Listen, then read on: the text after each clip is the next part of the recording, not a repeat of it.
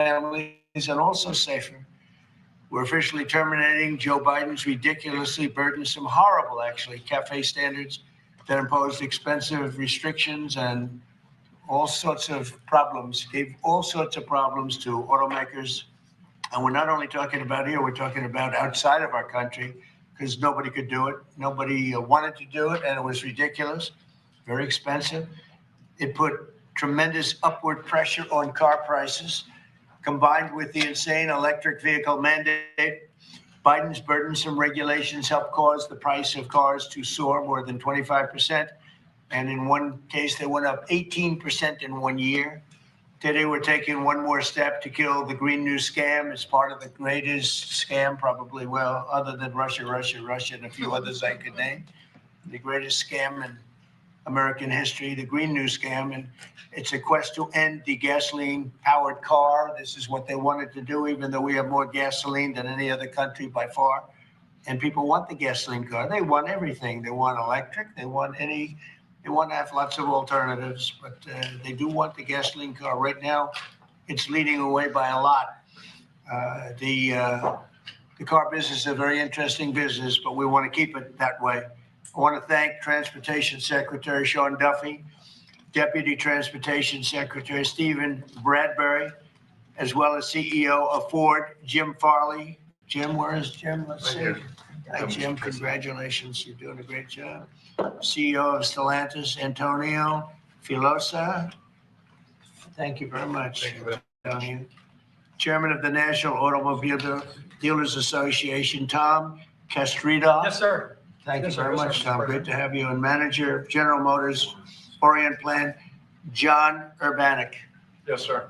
Thank you, sir. Great to have you guys here. And you're going to say a few words in a minute about how ridiculous this was, but we've just freed you up. So you're going to have a good day and have a good number of years. Thanks as well to Senator Shelley Moore Capito, Ted Cruz, Kevin Cramer, Marcia Blackburn, Eric Schmidt, and Bernie Marino, as well as Representatives Sam Graves, Vern Buchanan, Mike Kelly, Roger Williams, Lisa McClain, and Troy Balderson. All great people. These are great people. And I know there's a lot of support long beyond the people that are here. You had tremendous support on this. From day one, I've been taking action to make buying a car more affordable. I signed an executive order to end the unfair, expensive electric vehicle mandate. As you know, we had to have an electric car within a very short period of time, even though there was no way of charging them and lots of other things. It would have cost $5 trillion to build the charging plants. And as you know, in certain parts of the Midwest, they spent to build 9 chargers. They spent $8 billion. So that wasn't working out too well. That was done before me, by the way. I wouldn't have let it go forward. We're canceling the EPA's absurd tailpipe emission standards, one of the most important things that I've never had a group of people come to me more powerfully and really just devastated that they had to do it. It was killing them than the automobile manufacturers, the tailpipe emission standards. And I can tell you, your people at Ford were coming to me all the time, and they were saying, like, please, it doesn't do anything, and it's killing us. And it's driving the cost through the roof. And we revoked Biden's emissions waiver for California so that California communists could not regulate the automobile industry and ruin the entire nation of automobiles. And they were doing that too. But we have that now under control also with your governor, who's got much more than he can control. Now, under the new rules being issued today by Secretary Duffy, the Department of Transportation will rescind the Biden fuel economy prices. And I hate to say that because they were really not economy. They were really, they were anti-economy. They were horrible what they were doing to the costs and actually making the car much worse. But these policies forced automakers to build cars using expensive technologies that drove up costs, drove up prices, and made the car much worse. The action is expected to save the typical consumer at least $1,000 off the price of a new car, and we think substantially more than that.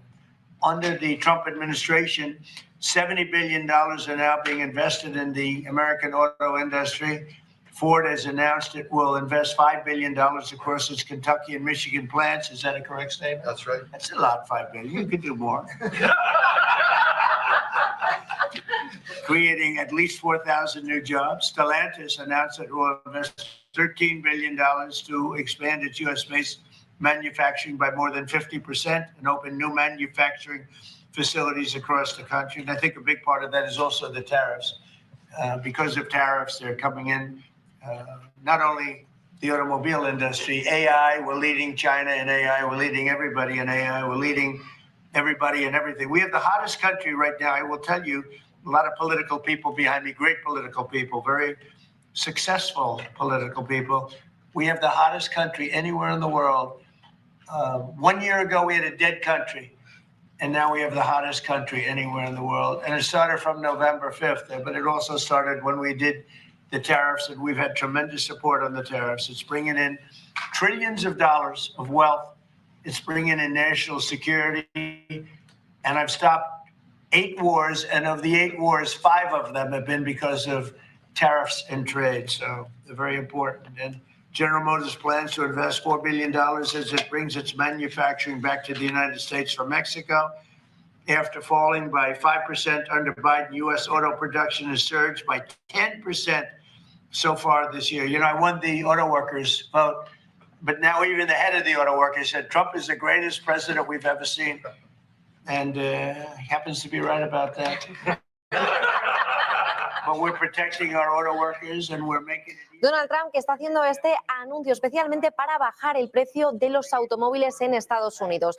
Dice que hay nuevas normas que va a emitir a continuación el secretario de Transporte, Duffy, que los fabricantes de coches a nivel mundial están invirtiendo en su país, en Estados Unidos. Ha anunciado que van a ser grandes empresas como Ford, que va a invertir más de 5.000 millones de dólares en Michigan. Stellantis también se desembolsará más de 13.000 millones en Estados Unidos, y empresas también como General Motors van a ser algunas de las que vayan a aportar ese capital a Estados Unidos para que rebaje el precio del automóvil en los norteamericanos. Además, Donald Trump ha hecho hincapié en que gracias a los aranceles están generando billones de dólares en riqueza y están trayendo seguridad nacional a su país, además de poder detener 8 guerras como ya lo ha hecho hasta el día de hoy. Vamos a seguir escuchando ese anuncio. Have to build here, otherwise they're going to have to pay tariffs. They won't be able to do business in the United States. And we're going to have a big percentage of the chip industry. As of about a year ago, 2 years ago, we had none. And now we're going to have a very big percentage when it all finishes out. So I'd like to ask Secretary Duffy to speak, and then Mr. Farley, and then Filosa, and Urbanik, and Castrina. And also we're going to ask some of our political leaders to speak, because let me tell you, they went out of their way. This was not easy. And people were brainwashed. This is a green new scam. And people were paying too much for a car that didn't work as well. And now they're going to have a great car that's going to be environmentally friendly, but it's going to cost you a lot less, and it's going to work great. All of the nonsense is being taken out of the cars. So, Secretary Duffy, could you say a few words? Thank you, Mr. President. So yesterday at the cabinet meeting, the president was talking about affordability, and the way that Democrats talk about affordability is a lie. Today is a perfect example of that. So these CAFE standards used what was contrary to the law. The Congress set a rule that says you have to look at combustion engines. Biden and Buttigieg actually did an analysis using I'm sorry. Buttigieg used EVs and hybrids to come up with a 62 mile an hour per gallon standard, which I think the car companies will tell you is completely unattainable. So they spent a lot of money on technology trying to meet the unattainable standard, driving up the cost of a car, number one. And then number two, if they couldn't meet the unattainable standard, they had to trade for carbon, costing billions of dollars, and again, driving up the price of the cars. So, Mr. President, what Democrats were doing, we're not making cars more affordable. They're making them less affordable. The consequence of that is going to be that more Americans can afford to buy a new car, which means they're going to be safer on the roads because of all the great new technology we have that save lives. So we'll have less death on American roads. These rules are going to allow the automakers to make vehicles that Americans want to purchase not vehicles that Joe Biden and Buttigieg wants them to build, which is important. But also, this is important for American jobs. The more cars we sell, the more jobs we have in this country. And so this is jobs, this is freedom, and this is common sense, Mr. President. So thank you for your leadership. And I appreciate what the Senate did with the big, beautiful bill and what we've done here today. So thank you. Thank you very much. The big, beautiful bill is, it's something. It's amazing. Wait till the people see the benefits and the lower taxes that they're going to have, lower regulations. So how about Ford? Mr. President and Secretary, all the important lawmakers here, competitors, today is a victory of common sense and affordability. We're very proud of Ford to be the #1 auto producer in our country. 80% of the vehicles we sell here, we make in our country. Right. And we never left, unlike many of our competitors. We're the #1 exporter, and we have the most auto factory workers. And this CAFE standard that is aligned with customer demand is the right move for a lot of reasons. We were #2 last year in EV sales. We were #3 in hybrid, and we're the leading brand for combustion. We believe that people should be able to make a choice, as you said, Mr. President, and we will invest more in affordable vehicles.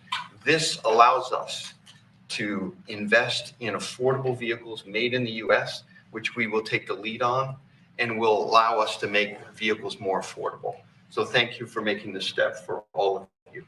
Thank you very much. One of the other things we're doing is separate from this meeting, but I think everybody here would agree with it. If you go to Japan, where I just left, and if you go to South Korea and Malaysia and other countries, they have a very small car, sort of like the Beetle used to be with the Volkswagen. They're very small. They're really cute. And I said, how would that do in this country? And everyone seems to think good, but you're not allowed to build them. And I've authorized the secretary to immediately approve the production of those cars. So you'll be able to buy, they really are, they're actually, some of them are really beautiful, actually. If you take a look, Honda, some of the Japanese companies do a beautiful job. But we're not allowed to make them in this country. And I think you're going to do very well with those cars. So we're going to approve those cars. Would you like to say something about that? Well, no, just that he never stops working, so even when he's on Asian time, he's calling me at midnight. Donald Trump, que está anunciando estas inversiones millonarias en Estados Unidos para reducir precisamente el precio del automóvil en su país. Dice que Ford va a invertir $5.000 millones en plantas de Kentucky y en Michigan. Además, que dice que en sus plantas va a crear al menos 4.000 nuevos empleos. Así lo estaba mencionando Donald Trump. Cuantos más vehículos vendan en su país, en Estados Unidos, más empleo van a poder generar. Además, el presidente estadounidense ha dicho que Stellantis busca invertir $13.000 millones para expandir su fabricación en Estados Unidos en más del 50% del país y abrir también nuevas instalaciones de fabricación en todo Estados Unidos, lo que atribuyó a los efectos positivos gracias a los aranceles con los que está negociando Donald Trump. Vamos a seguir escuchándole. $13 billion in the next 4 years, increasing production by 50%, delivering to the market 5 new vehicles, and creating 5,000 additional jobs. That's because we believe in what you, Secretary Duffy, and all your team is doing in this country. We believe in growth, and we are ready to invest even more. So thank you very much. Thank you very much also for this great news of the K-Cars, which we are very interested in. And we are very looking forward to work with Secretary Duffy, your team, in the future for the next steps. Thank you very much. We'll get ready for those cars because we've We will. already cleared the way. You can start right away. We will. Yeah. Thank you very much, Thank Mr. you, President. thank you very much. Please. Mr. President, thank you so much for having me. Thank you very much. We support your leadership for this issue that is so important to the auto industry. I'm here representing the hard-working men and women of Orion Assembly in Michigan. Right. The facility, our manufacturing facility there is currently going through a retool so that we can build additional U.S. manufactured pickup trucks and full-size sport utilities for our customers. And we're so excited about that. Thank you for your support. Secretary Duffy, thank you as well. And this is largely coming in because of the tariff situation. We're taking in trillions of dollars, actually, trillions, and we have so many other advantages. But these great companies are coming back to the United States. They left the United States. If somebody was sitting behind this desk that knew what they were doing, that wouldn't have happened. They would have said, well, you can sell your car here, but we're going to put 100% tariff. And you would have never had the auto industry leave. Again, we lost more than 50% of our auto industry. And now it's all coming back. And I think it's coming back. Ultimately, it's going to be bigger. I believe it's going to be bigger than it was before, actually. But it's an honor to have you here. And please, would you like to say something? President, Thank you very much. Tom Castrator, sir. I'm the chairman of National Automobile Dealers that represent 18,000 dealers in the country, along with 3,000 heavy-duty truck dealers. And what the actions that you've done as the president and your administration is definitely going to save our customers money. And you made your promises that let the consumer buy what they want, sir, and you delivered on that. And the other thing that you delivered was your promise in the big, beautiful bill, the tax deduction on loans that had gone away some years back. Right. And now that makes it affordable for our buyers that can save money through that loan of the tax, anywhere from several hundred to several thousand. So again, sir, on behalf of all the dealers and our customers, we appreciate what you and your administration have done, and of course, our legislative support as well, Mr. President. Thank you. That's very nice. And I'm glad you brought that up. We're allowing people to deduct. So if you go out and buy a car, and this is for middle income, but for lower income, no matter what, they never really had deductions. You know, rich people like deductions, but middle income people were never really afforded deductions, which is very unfair. You borrow money to buy a car, you're allowed to deduct the interest from your income tax. And I think that's going to be one of the most, in terms of your industry, I think it's going to be the biggest thing that we're talking about, maybe even bigger than cafe standards. People are going to be able to borrow money, deduct it. So it's going to cost them essentially half. And they'll be... It'll help. Yes, sir. I think it's going to be a tremendous factory. They've never had a chance to do that before. And that's all done. That's all in the great, big, beautiful bill. So it's really terrific. I'd like to ask a couple of our political leaders to say, because you guys have done an amazing job. This was something that was going to be very tough.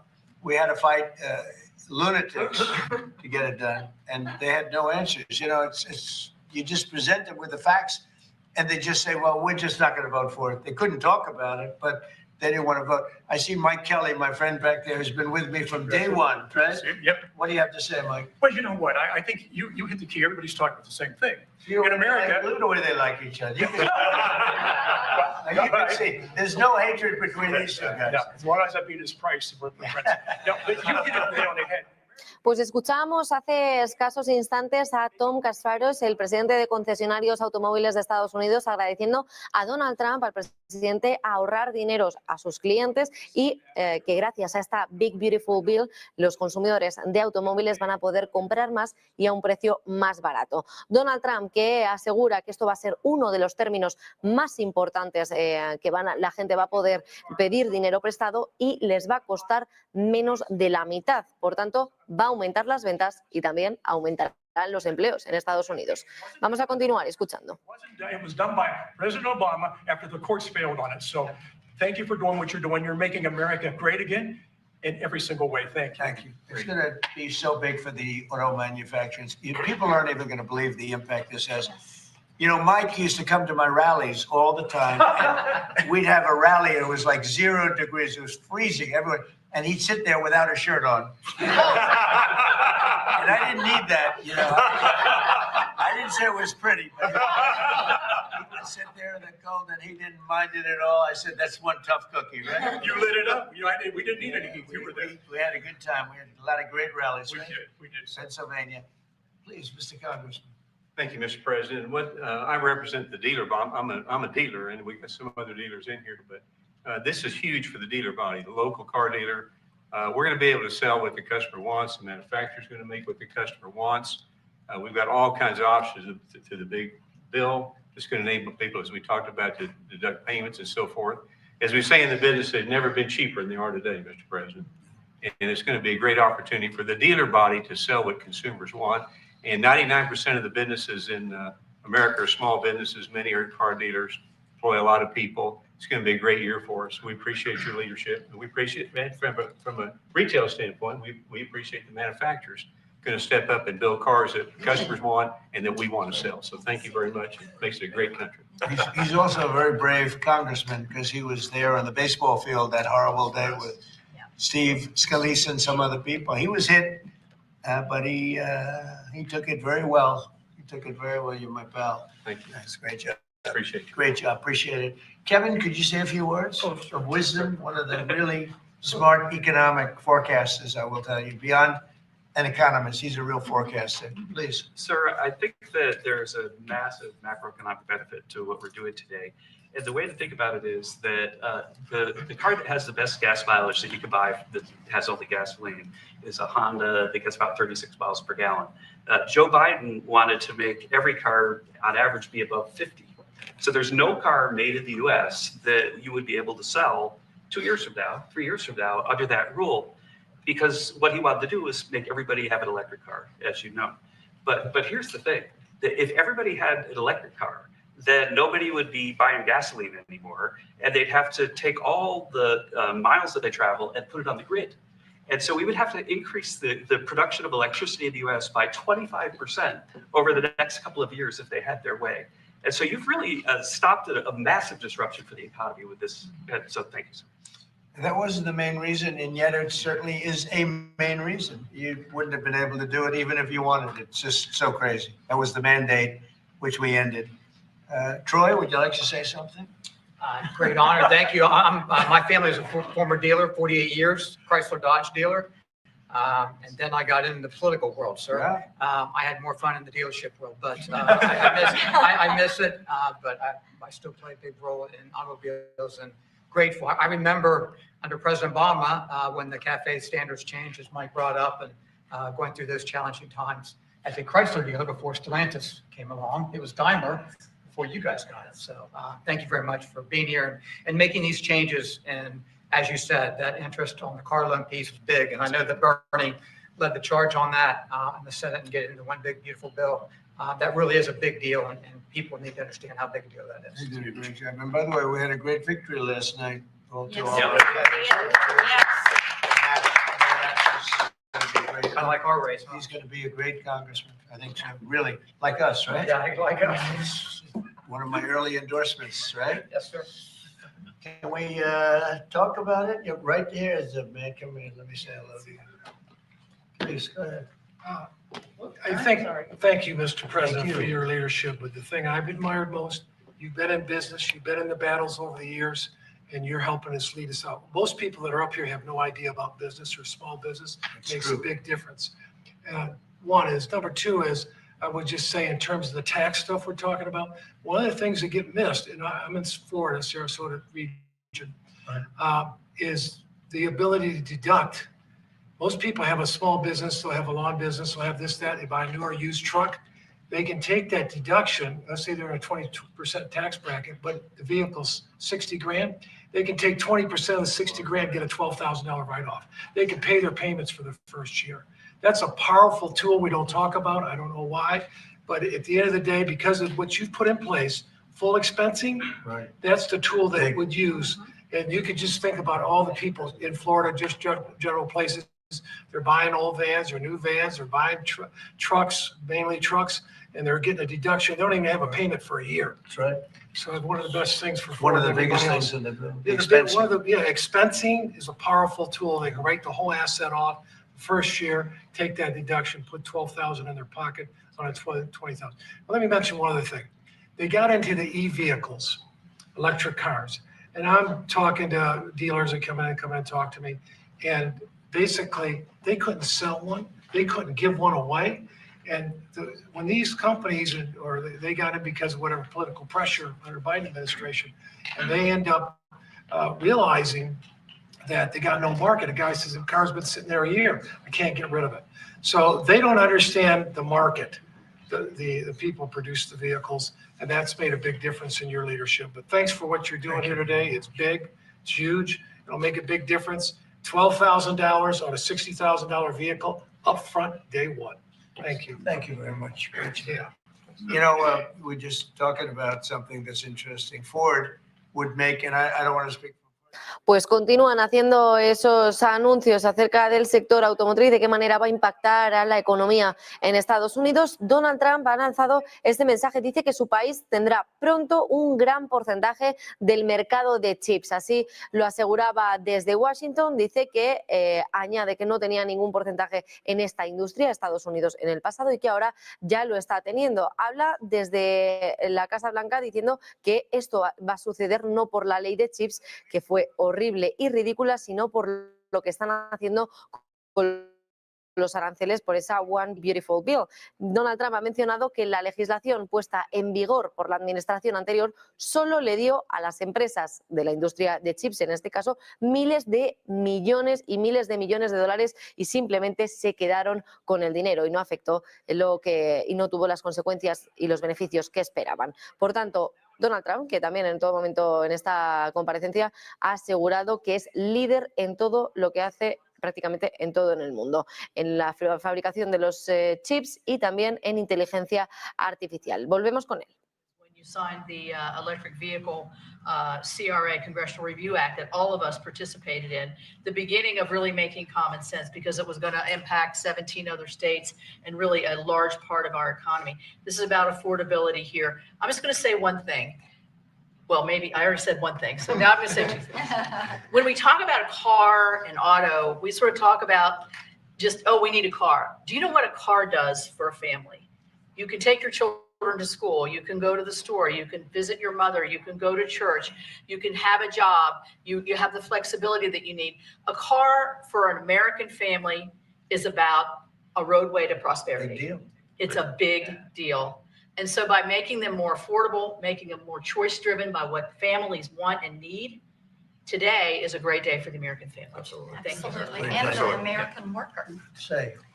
Well, thank you, Mr. President and Secretary Duffy, and to my colleagues that are here. In Tennessee, we make great automobiles, and we have a fantastic workforce.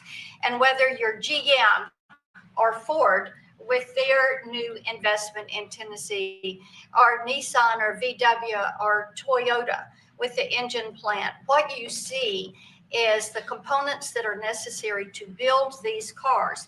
And removing these standards and making cars more affordable does mean that more people will purchase them, but it also means we're going to have to make more cars to meet that demand. And for Tennessee, that is a great thing. So, you know, I'm just sitting here and I'm thinking, like, we have the biggest auto manufacturers in the world. They're talking about investing billions and they're investing it as we speak, but billions and billions of dollars in our country. Thank you very much. And they're here.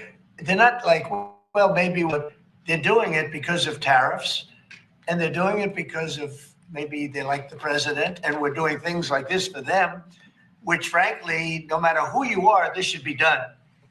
And we're doing things like deductibility of interest. When you borrow money to buy a car, you're allowed to deduct it from your income tax. That is a massive tax cut for people that probably are going to be trying to buy that car anyway. And I really think that that interest factor is going to be one of the biggest things. When I was proud of that because I thought of it and it seems so simple. Other people are allowed big interest. If you're a rich person, you're allowed to have big interest deductions for different things you do. But if you're a middle income person that has to buy a car, you were never entitled to anything. And now you're getting a full interest deduction on the loan. And I think that's going to have one of the biggest impacts. But we're here with companies that are investing tens of billions of dollars in our country as we speak. It's not going to be in 2 years or 3 years. A lot of it's because of the expensing provision in the bill, the big, beautiful bill. But a miracle is happening in our country. It's a miracle. This is just the auto industry, but we have other industries where it's the same thing. They're building all over our country, and this is a revolution is happening. It's a business revolution. It's a jobs revolution. It's a car revolution. We're bringing back the car industry that was stolen from us because we have people that didn't know what they were doing sitting at this desk. They put the wrong people in because they weren't advised properly. And this is really an incredible thing that's happening. Go ahead, Kevin. Well, thank you, Mr. President. And I think in many respects, pretty much everything that could be said has been, except that I think what Kevin talks about in terms of the cascading economic opportunity from this one single event is just the tip of the iceberg. When you think of all the rules and regulations that you have repealed, I think it's more important, frankly, than the tax cuts. However, in the Working Family Tax Cuts Act, remember, we made permanent a lot of really good policy from the first Trump era, not the least of which for small businesses is bonus depreciation, the opportunity to depreciate the year that you purchase an F-150 for your small business or a large truck for your farm. I just think we're going to roll into 2026 and we're going to see an escalation of economic opportunity, the likes of which I probably have never seen. I think nobody's ever seen it, nobody in the world, because there's never been 18 or whatever it ends up being. In 10 months, we have $18 trillion being invested. We never had $1 trillion being invested. And Biden had much less than that. Think of it. He had less than $1 trillion over 4 years. We have 18 trillion in 10 months. And it's actually as of 9 months. So there's never been anything. Eric? Yeah, Mr. President, thank you. Pues nos vamos directamente hasta el NICE, donde está Víctor Hugo Rodríguez.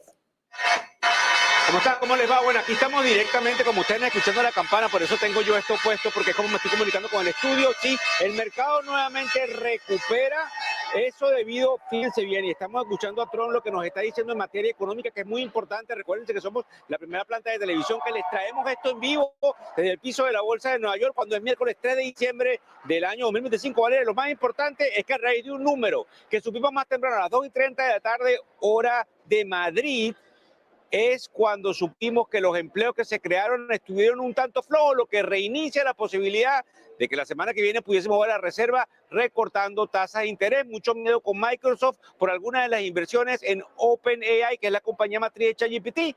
Así que creo que es lo más importante. Cada vez que Trump habla, los mercados se mueven. Así que volvemos con ustedes a los estudios y, como saben, desde aquí, desde el piso de la Bolsa de Nueva York. Muchísimas gracias.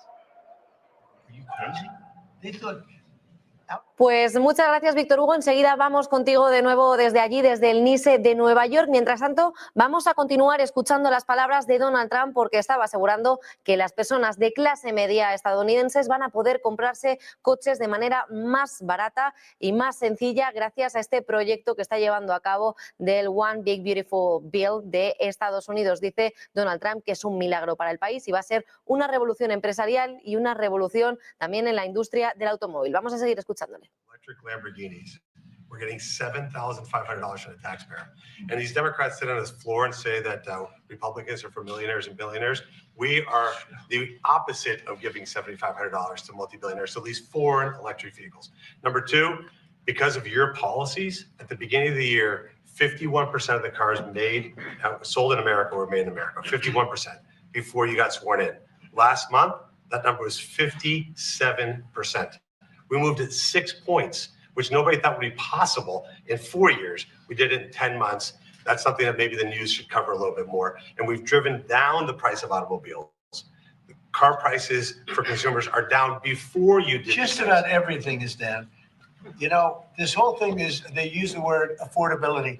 It's a Democrat hoax. They're the ones that drove the prices up. And all they do is say affordability. And you're supposed to say, oh, that means they had low prices. No. We inherited the worst inflation in the history of our country. They say 48 years, but let's say that's history. I don't believe that. Biden had, because of his stupid ways and between his energy policies and his spending policies, we had the worst inflation in the history of our country. And now our prices are coming down, and they're coming down for cars, and they're coming down.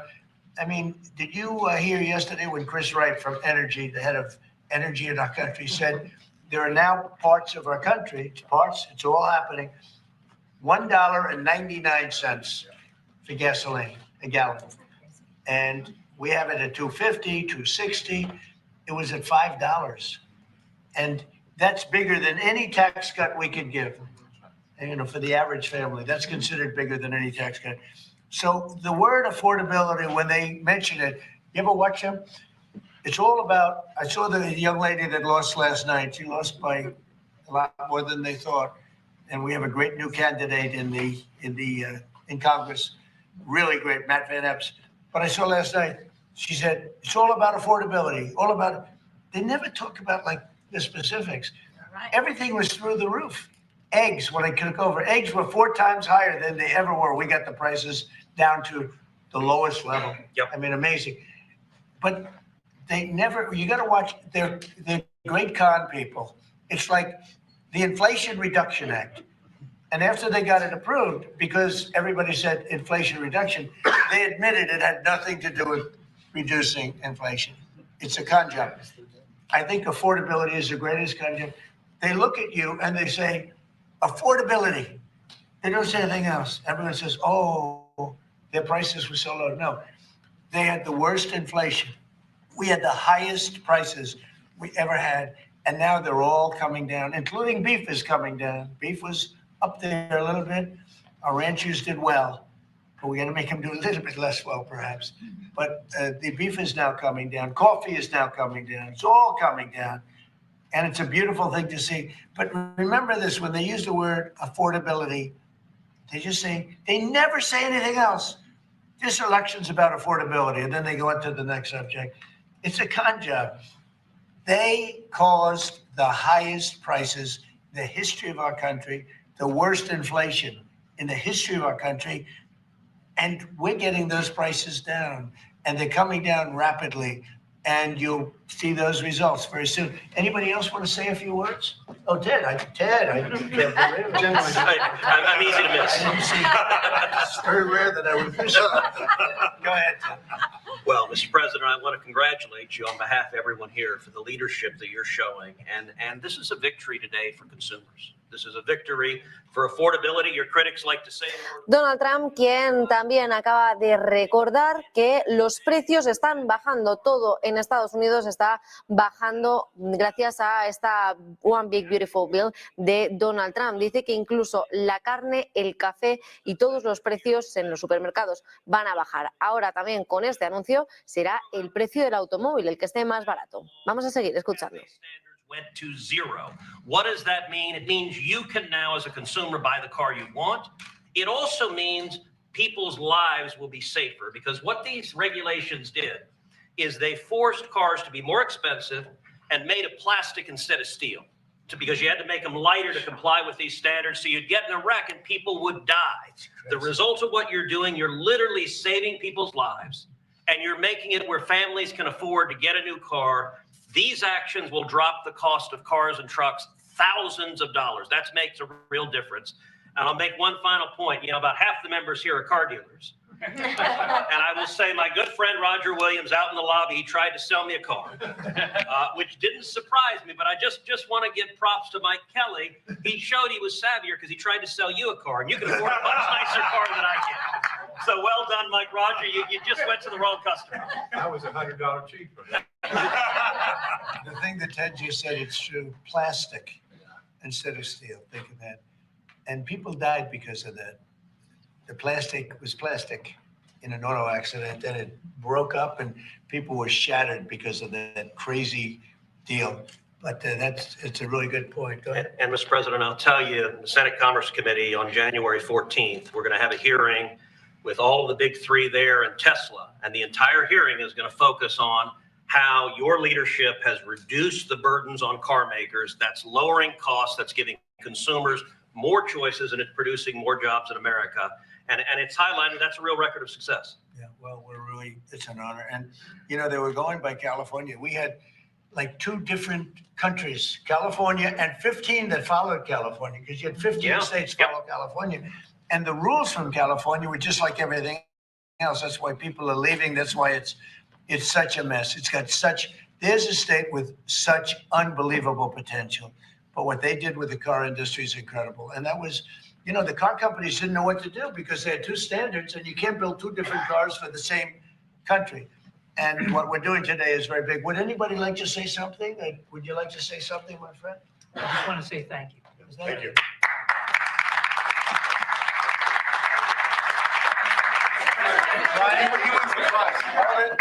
Brian, and we love you, Brian. Oh, I love you too, Mr. President. I've always said he's a good man. Well, I appreciate that. I've always said you've tackled the three M's: mortgage, munchkins, and marriage. You've solidified all of those. I'll add motor vehicles to that now. My question, I got one about consumer confidence. We just came off on the record high Black Friday, up 9.1%. Highest ever, biggest amount ever purchased in one day. Yep. Which I think counters this narrative of affordability, because apparently the Americans are spending money. So I want to see, how do you view that for a consumer confidence being so high going into Christmas and going into next year? And I do have one for the auto group after you. Yeah, I just think that we have tremendous confidence in the country. You know, one of the things in terms of confidence, if you go back a year and a half, you know, it's amazing. We're like into 10 months already, but you go back a little bit before the election, because after November 5th, it started changing rapidly, even though we weren't running it until January 20th. But when you look back and you look at the enlistment of soldiers, people that wanted to join the military, the Army, Navy, the Air Force, Marines, Coast Guard, it's like booming. It's all Space Force. But we had the worst recruitment in the history of our country. A year later, we have the greatest recruitment in the history. You can't even get in. Getting in is like getting into a top college that you couldn't get in. People want to be in the service now, and that includes the police and firemen, other things. You couldn't hire police. You couldn't hire anybody in the Army or the Navy. You couldn't get people in. And we now have gone from that to record recruitment. We're getting high quality people, amazing people wanting to be in the military. They have a spirit now, you know, call it what you want, but that's part of it. But they have great spirit now. So it's a great thing. Go ahead, ask your second question. Okay, my second question, I've got a lot of close family friends that are in the automotive business, own dealerships all across Southern California. They sent me a question to ask you. There's a thing called a mileage blocker that is installed. Donald Trump, que está haciendo este anuncio alrededor del sector, de los líderes del sector de automóvil, que además le están agradeciendo en todo momento al presidente de Estados Unidos, incluso les lanzan mensajes de te queremos presidente de Estados Unidos, esta revolución del empleo que está propagándose ya gracias a la One Big Beautiful Bill de Donald Trump. Además, que va a producir más empleos y va a ser una revolución empresarial, según acaba de informar Donald Trump, ya no solo para las empresas, sino también para los sectores como el del automóvil. Nosotros que vamos a seguir escuchando al presidente, quien también ha anunciado que se están rebajando todos los precios en su país. I've never heard of it. Very good. We never heard of it. That's pretty good. Mr. President, you released video of that first boat strike on September 2nd, but not the second video. Will you release video of that strike so that the American people can see for themselves what happened? I don't know what they have, but whatever they have, we'd certainly release. No problem. You know, we stopped every boat we knock out. We save 25,000 American lives. So that's right. And if you look at our numbers, the drugs coming in through sea are down 91%.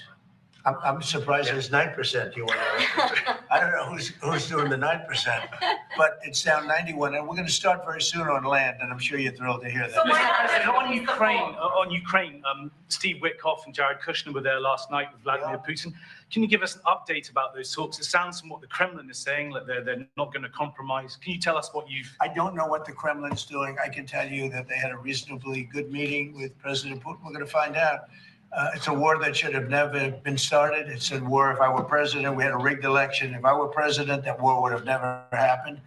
It's a terrible thing. But I thought they had a very good meeting yesterday with President Putin. We'll see what happens. It's, you know, when I was in this office and I talked about no cards, I said, you have no cards.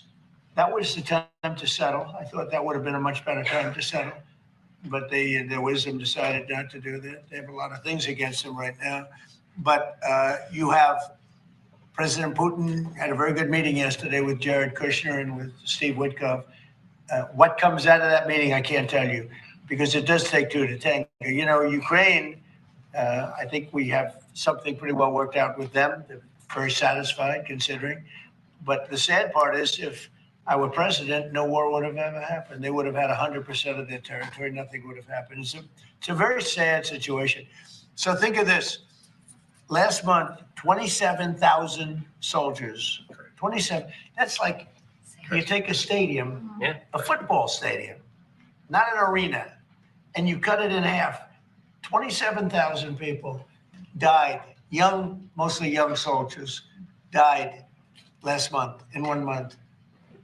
And that's the only reason I'm involved. You know, we're not spending any money in the war. We're selling to NATO. We're not being ripped off like we were under Biden. Biden was handing everybody everything we had, giving them all the missiles, everything they wanted, free, no charge. Or just he had no idea what he was doing. They're paying top dollar, full price for everything. Goes to NATO, and then NATO distributes it. NATO pays us. So we're not. It's not money. We would all, I think I can speak for everyone behind here. The politicians I know and the auto manufacturers are good people. They don't want to see 27,000 people die for no reason whatsoever. And that's the only reason I'm trying to help. Yeah, please. Mr. President, switching to Venezuela for a second. Have you checked back with President Maduro? I mean, is your pressure campaign working? And do you think, how's he responded to your demand that he leave the country? It's not pressure campaign. It's much beyond that, I think. But I spoke to him briefly, just told him a couple of things. We'll see what happens with that. Venezuela sends us drugs, but Venezuela sends us people that they shouldn't be sending. They emptied their prisons into our country. They sent us killers, murderers. They sent us drug dealers at the highest level. They sent us gang members. They sent us people from their mental institutions. They emptied their mental institutions into our country. And so did other countries, because we had stupid people running this country, really stupid people. And I think probably you had some stupid ones and you had some smart ones, but there were bad people too. Because not all of them were stupid. You can't cheat on elections like they did and be stupid, okay? Did you talk to him a second time or just that one time? What's that? To Maduro, did you speak to him again? No, I didn't. Mr. President, if you do when you spoke with Mr. Witkoff and with Mr. Kushner last night, did they give you the sense that President Putin still wants to end the war, wants to make peace? He would like to end the war. That was their impression. Now, whether or not, that was their impression. You know, their impression was that he would like to see the war ended. I think he'd like to get back to dealing a more normal life. I think he'd like to be trading with the United States of America, frankly, instead of, losing thousands of soldiers a week. But their impression was very strongly that he'd like to make a deal. We'll see what happens. Mr. President, if a boat strikes, if it is found that survivors were actually killed while clinging on to that boat, should Secretary Hegseth, Admiral Bradley, or others be punished? I think you're going to find that this is war, that these people were killing our people by the millions, actually, if you look over a few years. I think last year we lost close to 300,000 people were killed. That's not mentioning all the families. Have you seen what happens with the families of not only the people killed, the people that are trying to get their son or their daughter off of this poison that they've been fed? I think you're going to find that there's a very receptive ear to doing exactly what they're doing, taking out those boats. And very soon we're going to start doing it on land too, because we know every route, we know every house, we know where they manufacture this crap, we know where they put it all together. And I think you're going to see it very soon on land also. Yeah, please. So to be clear, you support the decision to kill survivors after the No, I support the decision to knock out the boats. And whoever's piloting those boats, most of them are gone. But whoever are piloting those boats, they're guilty of trying to kill people in our country. Yeah, please. The House Judiciary Committee has subpoenaed Jack Smith to ask about his investigation of you. I wondered for a deposition. Pues Donald Trump, que está respondiendo a las preguntas de los periodistas. Precisamente le preguntaban sobre el avance del acuerdo de paz entre Rusia y Ucrania. Ayer se llevó a cabo esa reunión en el Kremlin, en Rusia, con los enviados especiales, el enviado especial de Estados Unidos, con Witkoff, y que habló con Putin. Donald Trump ha asegurado que esa reunión que se ha llevado a cabo ha sido una muy buena reunión, que Putin quiere terminar con la guerra, pero ha hecho hincapié también que para bailar el tango se necesitan a dos personas. Es decir, se necesitarían a Putin y a Zelensky en ese mismo son. Además, Donald Trump ha instado a que pronto vamos a ver ataques terrestres contra narcoterroristas. En cuanto los periodistas le han preguntado sobre el caso de Venezuela, Donald Trump confirma que vamos a ver pronto esos ataques terrestres. with the exception of the pardon of his wonderful son, Hunter, just about everything he signed was not signed by him. He had no knowledge of it. He didn't know what it was. People sitting around the beautiful Resolute desk knew exactly what it was. And those people are guilty, in my opinion, of a major crime. Everything that was signed by that auto pen, the man operating the auto pen, and I'm sure there are more than one, because I think some of the people can operate it themselves. Some of the high-level people operated themselves. They would just go in and sign his name with an auto pen onto very important documents, not only pardons, but policy, maybe cafe standards, okay, as an example. Who signed cafe? If you ask Biden, what's a cafe standard? He would have absolutely no idea. He'd say, where is the cafe located? The guy didn't know anything. Look, that just shows you what a rigged election can be, but you understand what I'm saying. Thank you. You've had conversations I did, with Jensen. Right, so. Smart man. In your conversations with him, have you kind of given a sense of where you are with export controls and the types of chips that NVIDIA can give to China? He knows very well. He's done an amazing job. NVIDIA, very good. Yeah. Mr. President, when do you expect for phase 2 of the Gaza peace plan to be implemented? And Well, it's going along well. You know, they had a problem today, I understand, with a bomb that went off. Hurt some people pretty badly. Probably killed some people. They're telling me it just happened.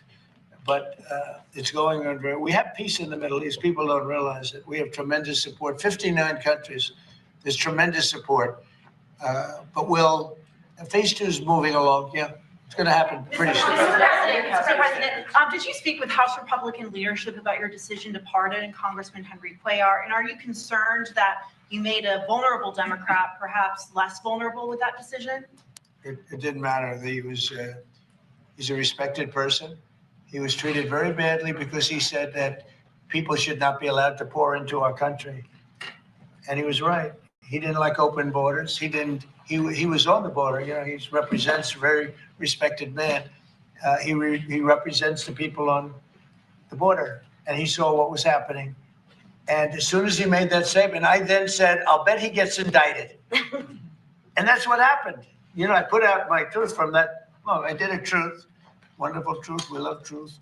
But what happened is he got indicted for speaking the truth. And his wife got indicted, Imelda. And that's sort of a first. Usually they leave the wives alone, right? Don't they, Congressman? Typically they indict somebody, put him in jail for the rest of his life, but the wife can just sit home and cry, or she'll find a new man. You know? A lot of times they find a new man that makes them much happier. In fact, a lot of times they like that man better than the one that's in jail. President, thank you. The mayor of Minneapolis, Jacob Frey, is saying that he's actually proud to have the largest Somali community in the country, and his police chief. Well, then he's a fool. Well, his police chief is also I saying wouldn't be proud to have the largest Somalian. Look at their nation. Look how bad their nation is. It's not even a nation. It's just people walking around killing each other. Look, these Somalians have taken billions of dollars out of our country. They've taken billions and billions of dollars. They have a representative, Ilhan Omar, who they say married her brother. It's a fraud. She tries to deny it now, but you can't really deny it because, you know, it just happened. She shouldn't be allowed to be a congresswoman, and I'm sure people are looking at that. And she should be thrown the hell out of our country. And most of those people, they have destroyed Minnesota, okay? Minnesota, you have an incompetent governor. You have a crooked governor. He's crooked as hell, but he's incompetent. Waltz he should be ashamed. That beautiful land, that beautiful state, it's a hellhole right now. And the Somalians should be out of here. They've destroyed our country. And all they do is complain, complain, complain. You have her. She's always talking about the Constitution provides me with, go back to your own country and figure out your Constitution. All she does is complain about this country. And without this country, she would not be in very good shape. She probably wouldn't be alive right now. So Somalia is considered by many to be the worst country on earth. I don't know. I haven't been there. I won't be there anytime soon, I hope. But what the Somalian people have done to Minnesota is not even believable. It's not even believable. And a lot of it starts with the governor. A lot of it starts with Barack Hussein Obama, because that's when people started coming in. And you have to have people come in that are going to love our country, cherish our country. They want to kiss our country goodnight. They talk about our country. We want them to pray for our country. This is not the people living in Minnesota. And she's a disaster. She should not be, and her friends shouldn't be allowed. Frankly, they shouldn't even be allowed to be congresspeople, okay? They shouldn't even be allowed to be congresspeople because they don't represent the interests of our country. Anybody else? The automakers spent billions on meeting the Biden EV rule. Donald Trump, que estaba comentando el caso de Minnesota, quieren ampliar la seguridad en ese estado, pero atención también porque ha lanzado un mensaje para Nvidia. Dice que Jensen Huang, el CEO de la compañía, ha hecho un trabajo increíble y que también van a continuar avanzando con los siguientes anuncios con lo que respecta a la fabricante de microchips, esos acuerdos que puedan tener o no con el gigante asiático, con China. Enseguida, mirando también a los posibles ataques terrestres contra narcoterroristas de los que habla Donald Trump contra Venezuela. Vamos a seguir escuchándole. It's not them, I'm not blaming them. But every country, because we had stupid people running our country. We had a lot of stupid people running. That's why we have $38 trillion in debt. But the beautiful thing about the tariffs is we'll start paying off that debt. The money coming in, they're finding money in our country now that they never knew existed. The other day, $30 billion. Where did it come from? I said, why don't you check the tariff show? They said, sir, that tariff hasn't started yet. It doesn't start till January. I said, no, it started 2 months ago. They called back, sir, you're right. It was from tariffs. No, we have a whole different country. I hope the Supreme Court, I pray that the Supreme Court understands the importance of the sensible, really, I mean, this would be country threatening if something happened with regard to that. You know, the people that brought that case are bad people. They're very bad people. They hate our country. They represent foreign countries, including China. But they represent, and China is paying us a lot of money now in tariffs, but they represent people that really don't like our country much. And I know some of them, and they're scum. In my opinion, they're scum. They're absolute scum. And they're not suing for any good reason. They're just suing to see if they can stop it because they make money if this country does badly. You know? So, but we're taking in trillions of dollars. We're stopping wars. We have great national security because of tariffs. And then to think that we have to even go and justify this. The reason a lot of these people, I can tell you this, maybe we would have the political people, we wouldn't have these people without tariffs. The people that are up here from Stellantis and Ford and General Motors, great companies, including this gentleman, they wouldn't be here today if we didn't have tariffs. They'd be building their plants in Mexico and other places. They're leaving Mexico and they're leaving Canada. They're leaving because they ripped off our country. They took our businesses away from us. And now because of tariffs, they're all coming back. So it's a great thing. Thank you very much, everybody. Mr. President, Somalia is garbage. But about saying thank you guys for moving. Thank you, thank you.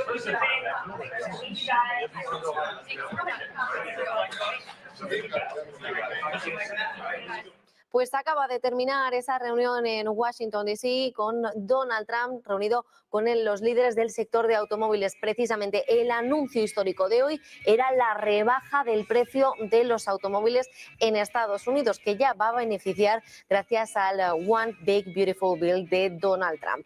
Además, que Donald Trump ha hablado sobre la segunda fase del acuerdo sobre Gaza. Ha insistido que tienen esa primera fase ya implantada, por eso hay plan de paz en Gaza, en la franja de Gaza, y que va a suceder pronto esa segunda fase. El presidente Donald Trump dice que está avanzando bien y que va a suceder lo antes posible. Dice que tienen esa paz en Oriente Medio, pero que la gente no lo sabe, afirma el presidente de Estados Unidos y subraya que sus esfuerzos por la paz gozan de un enorme apoyo. Además, dice que han obtenido ya la aprobación de 59 países, al menos en este acuerdo, en esta primera fase del plan de paz de Gaza, y, como ha dicho, vamos a ver esa segunda fase lo antes posible. También ha hecho referencia a la reunión que se llevó ayer entre Putin y el enviado especial para Estados Unidos de Witkoff. Dice que fue bastante buena esa reunión. Vamos a escuchar las palabras de Donald Trump. On Ukraine, Steve Witkoff and Jared Kushner were there last night with Vladimir Putin. Can you give us an update about those talks? It sounds from what the Kremlin is saying that they're not going to compromise. Can you tell us what you've... I don't know what the Kremlin's doing. I can tell you that they had a reasonably good meeting with President Putin. We're going to find out. It's a war that should have never been started. It's a war. If I were president, we had a rigged election. If I were president, that war would have never happened. Pues Donald Trump, que confirmaba que esa reunión producida ayer en el Kremlin con Putin y Witkoff fue bastante buena. Durante esa reunión en el despacho Oval lo ha confirmado el presidente. Dice que fue razonable y muy positiva, que no sabe qué saldrá de esto. Se necesitan a dos personas para bailar el tango entre Rusia y Ucrania y que puedan por fin finalizar con esa guerra en Ucrania y Rusia. Además, su comentario se produce tras la concurrida reunión que acaba de ser celebrada. Este día anterior, anoche, vimos las palabras de Witkoff asegurando que había sido una gran reunión y así es como lo ha certificado el presidente Donald Trump, quien confirma que esa reunión es buena y que no sabe qué es lo que va a salir de ello. Vamos a escuchar las palabras de Donald Trump porque acaba de confirmar que está abierto a publicar el vídeo del segundo ataque en el Caribe. On Ukraine, Steve Witkoff and Jared Kushner were there last night with Vladimir Putin. Can you give us an update about those talks? It sounds from what the Kremlin is saying that they're not going to compromise. Can you tell us what you've... I don't know what the Kremlin's doing. I can tell you that they had a reasonably good meeting with President Putin. We're going to find out. It's a war that should have never been started. It's a war. If I were president, we had a rigged election. If I were president, that war would have never happened. Donald Trump, quien acaba de confirmar que veremos próximos ataques terrestres en Venezuela para poder poner fin a ese crimen del narcotráfico y esa entrada de estupefacientes a su país, que ya se ha cobrado la vida de miles de personas. Dice que está abierto a publicar el vídeo del segundo ataque en el Caribe. Vamos a escucharle. You released video of that first boat strike on September 2nd, but not the second video. Will you release video of that strike so that the American people can see for themselves what happened? I don't know what they have, but whatever they have, we'd certainly release, no problem. You know, we stopped every boat we knock out. We save 25,000 American lives. That's right. And if you look at our numbers, the drugs coming in through sea are down 91%.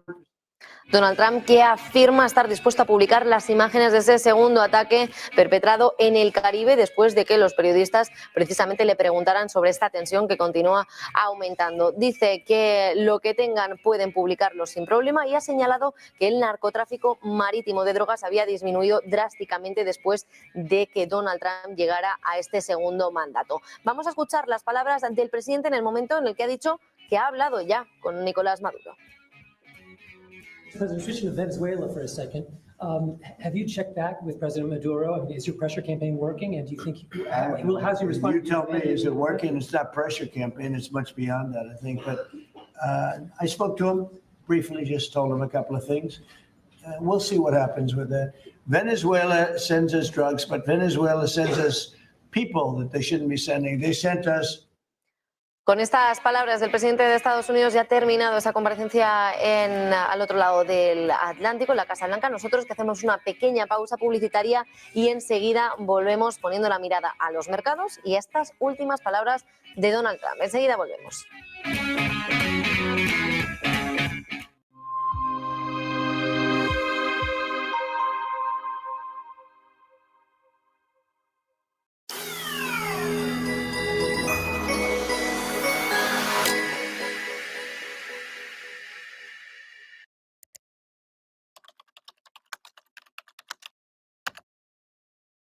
Buenos días, 8 de la mañana es la figura de Charlie. Buenos días, 8 de la mañana dicen que al oro le han bajado a la tierra después de la jornada de ayer.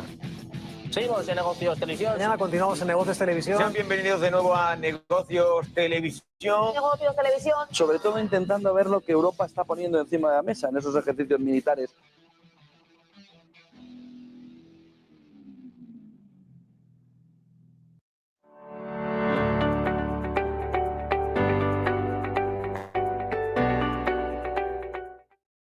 Chat control, votación, minuto y resultado. 12 Estados miembros de Europa están a favor de implementar ya el gran hermano sobre todo lo que escribas y todo lo que compartas.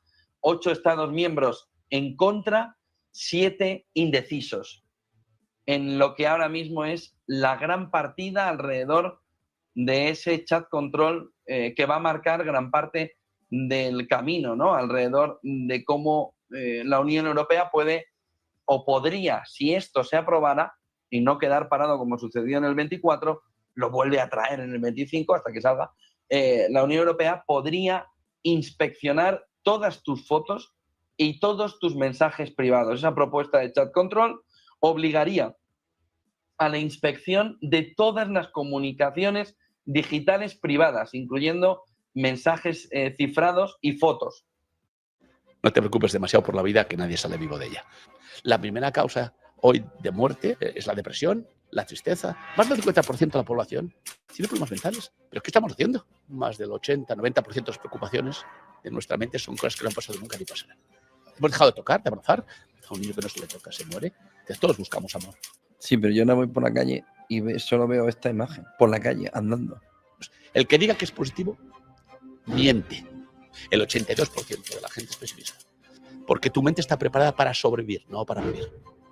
Luego, lo primero que tienes que hacer en la vida es ser realistas con nosotros mismos. La primera característica de la gente que triunfa en la vida es el coeficiente optimismo. ¿Qué hacemos con los juegos?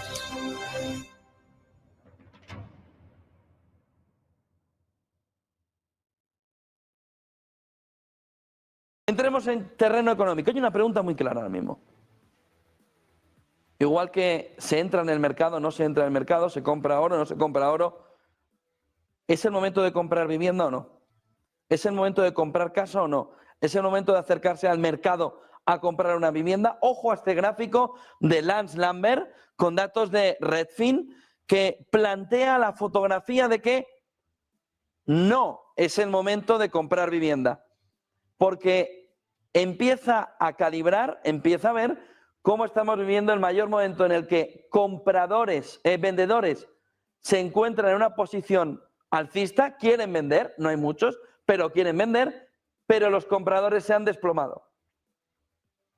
Sobre todo si lo comparamos con la salida del COVID. Y en los últimos años por la inflación se mantienen 1.400.000 compradores, Estados Unidos, frente a los vendedores 1.922.000. ¿Qué es lo que tenemos? Una fotografía donde se está alcanzando el nivel de más de 500.000 de gap entre vendedores y compradores en Estados Unidos en este momento. Es la brecha más grande jamás registrada. Ni en el periodo 13-14 de salida de la crisis se vivía un entorno parecido al actual, sobre todo porque el número de compradores viene en una situación de descenso que está abriendo otro debate. Y es, ¿el envejecimiento poblacional hace necesaria tanta vivienda a medio plazo? ¿O estamos creando o podemos crear ciudades de viviendas vacías? Ojo a la fotografía que nos empieza a plantear. ¿2026 es un año donde seguirá subiendo el precio de la vivienda? Pues varios informes ya apuntan que no. Porque lo que está viendo es una presión, como dice Lance Lambert en este gráfico, entre un gap importante entre vendedores y compradores que hace que los compradores ahora mismo en este entorno encuentren precio solo si los vendedores empiezan a bajar el precio, de tal manera que no tenemos una fotografía sencilla hasta que no se cierre este gap, hasta que no se cierre este agujero entre vendedores y compradores. Estos quieren vender, no encuentran suficientes compradores al precio que esto les gustaría seguir subiendo el precio de la vivienda. 8:48 de la mañana es uno de los elementos fundamentales que nos lleva también en la mañana, intentar entender también el mercado de la vivienda, si puede tener un frenazo en 2026, como varios informes ya están apuntando.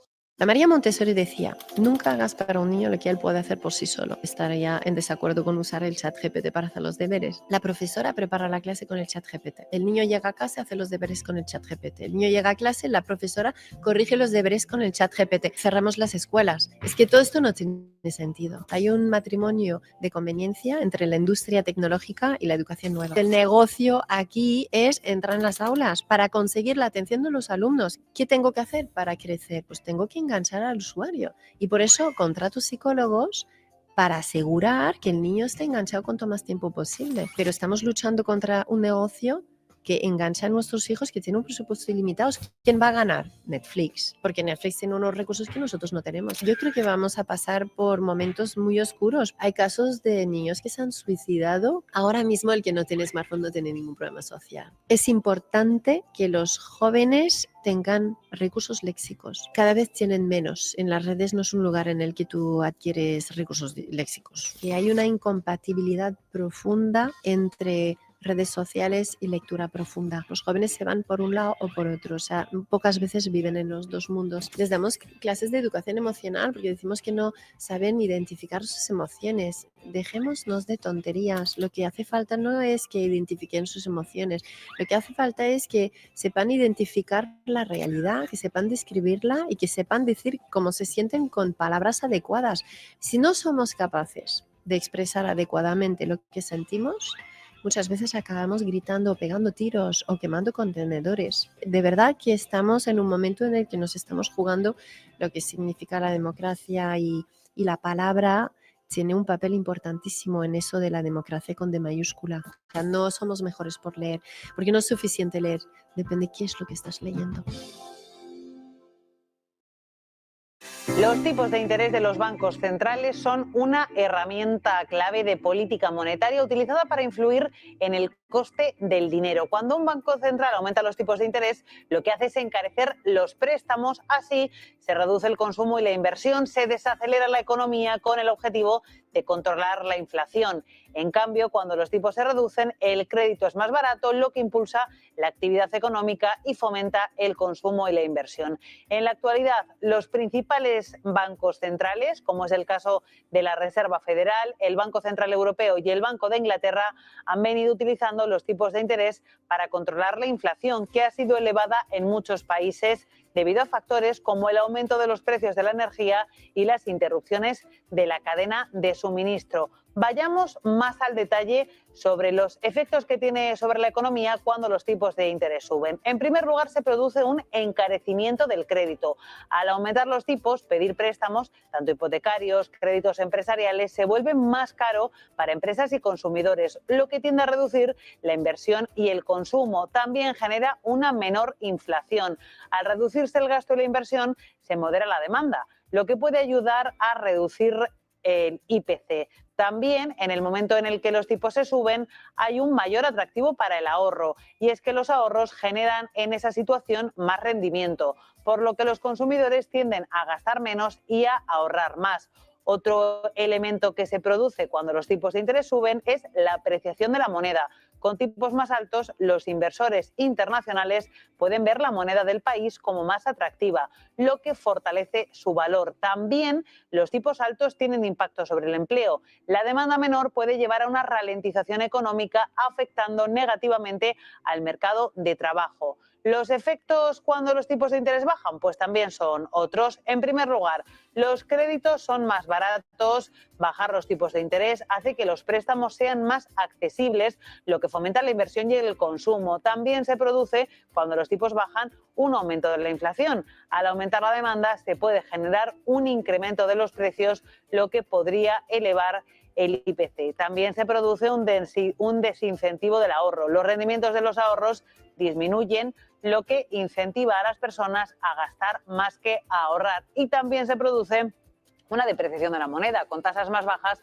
la moneda puede perder atractivo para los inversores internacionales, depreciando su valor. A la vez se produce un estímulo al empleo, el aumento de la actividad económica puede traducirse en más inversiones y, por lo tanto, más empleo. En resumen, los bancos centrales ajustan los tipos de interés para encontrar un equilibrio entre mantener la inflación bajo control y fomentar el crecimiento económico. Los cambios en los tipos afectan directamente al coste del crédito, a los niveles de consumo y también a los niveles de inversión. En última instancia, afectan al bienestar económico general. Actualmente, los principales bancos centrales del mundo, salvo el Banco de Japón, han iniciado un periodo de moderación de los tipos de interés tras un periodo previo de endurecimiento para controlar la inflación. El objetivo ahora pasa por volver a reactivar la economía y el mercado de trabajo, intentando, eso sí, que la inflación se siga manteniendo a raya. El Banco de Japón es, como su propio nombre indica, el Banco Central de Japón. Es el responsable de implementar la política monetaria en este país, similar a otros bancos centrales como la Reserva Federal en Estados Unidos o el Banco Central Europeo. El BOJ tiene el objetivo de mantener la estabilidad económica y financiera en Japón. Fue fundado en el año 1882 y desempeña un papel clave en la economía del país asiático. Entre las principales funciones del Banco de Japón, mantener estable la política monetaria y llevar a cabo un importante control de la inflación. En clave de política monetaria, desde hace años Japón ha tenido una política de tasas de interés muy bajas o incluso negativas para combatir la deflación y estimular la economía. Si hablamos de control de la inflación, el Banco de Japón busca mantenerla alrededor de ese objetivo del 2%. Sin embargo, como decimos, la economía japonesa ha luchado contra la deflación y el bajo crecimiento, lo que ha llevado al BOJ a aplicar medidas expansivas como la flexibilización cuantitativa. Ese quantitative easing se aplica desde el año 2013 por parte del Banco de Japón, comprando activos como bonos del gobierno japonés y acciones a través de fondos cotizados en bolsa, de ETFs. Este programa inyecta liquidez en la economía con la esperanza de aumentar la inflación y fomentar el gasto. En la última década, el Banco de Japón ha mantenido, como decimos, una política monetaria ultralaxa para luchar contra la baja inflación y la debilidad económica. En 2016, el BOJ introdujo una política de tasas de interés negativas, lo que significa que los bancos comerciales tienen que pagar al Banco Central de Japón por depositar sus reservas en lugar de lo contrario, de recibir intereses. Esto se hizo para incentivar a los bancos a prestar más dinero y así estimular la economía. A día de hoy, el BOJ sigue luchando para lograr su meta de inflación al 2%, lo que lleva a que sus políticas monetarias sean de las más expansivas del mundo. Así que, en resumen, el BOJ utiliza herramientas como los tipos de interés bajos o negativos y la compra de activos para combatir la deflación y estimular el crecimiento económico en un entorno de bajo crecimiento y envejecimiento de la población.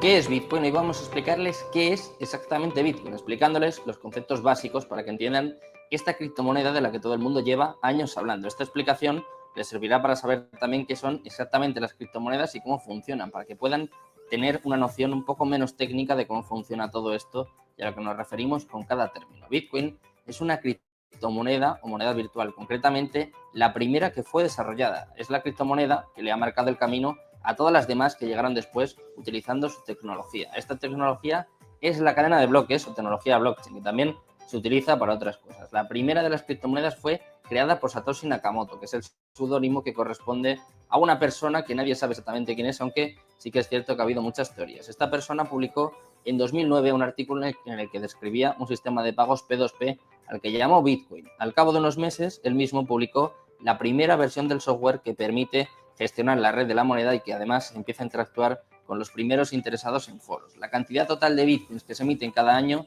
está determinada por su algoritmo y pasa lo mismo con el resto de criptomonedas. Bitcoin está desarrollado para que cada 4 años se reduzca por 2 su producción y para que solo se emitan un total de 21 millones de bitcoins. Después simplemente dejarán de crearse. Esto es una diferencia fundamental con las monedas convencionales, puesto que los bancos modifican su valor a su libre albedrío. Por lo tanto, las monedas se pueden devaluar, mientras que Bitcoin quiere ofrecer algo más de estabilidad. En definitiva, entre los usos más destacados de Bitcoin cabe mencionar los siguientes, como por ejemplo pagar utilizando estas propias criptomonedas, obtener intereses por los bitcoins que poseas, algo similar al concepto de un depósito bancario, también obtener un préstamo utilizando como garantía tus bitcoins, cubrir tu exposición financiera con derivados en mercados regulados y por último obtener réditos de inversión mediante la compra-venta de bitcoins al ser un activo que teóricamente tiende a revalorizarse en un escenario de demanda constante. ¿Cuál es el problema? ¿Puede el entorno de Circle darle un euro digital? Probablemente sí, pero no lo quieren estos. ¿Por qué? Porque prefieren el control absoluto del modelo. ¿Y por qué quieren el control absoluto del modelo? Porque les da un poder infinito. Salvo que haya un apagón, no te dejan pagar con dinero físico. Y si hay un apagón, ¿cómo no tenías dinero físico? Pues porque no me dejas. Las monarquías absolutas. Todo para el pueblo, pero sin el pueblo. Vivimos en un flashback, en una vuelta al pasado, en el que nos dicen lo que podemos y lo que no podemos hacer. Y aquí llega el movimiento alrededor de cómo Yuan digital y el movimiento de Estados Unidos con el dólar digital van ya al choque y dicen, ¿y dónde está el euro? Abajo, arriba, en medio, detrás. Han intentado utilizar el euro digital para control absoluto de toda la zona euro y de todos los ciudadanos, para intentar el control de las élites y convertir a Europa en un campo de pruebas, en un laboratorio y controlar a todo el movimiento en Europa. Y no te dejo el dinero físico, ¿por qué? No, es que puedes hacer mal uso de él. Perdón, ¿es que eres mi papá o qué? Sí, soy el papá de Estado, me lo toma por tanto.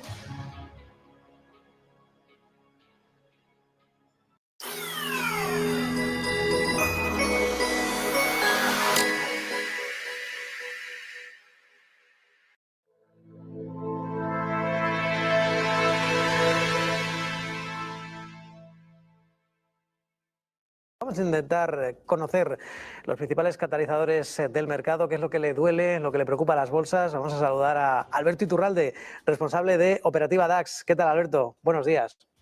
Muy buenos días.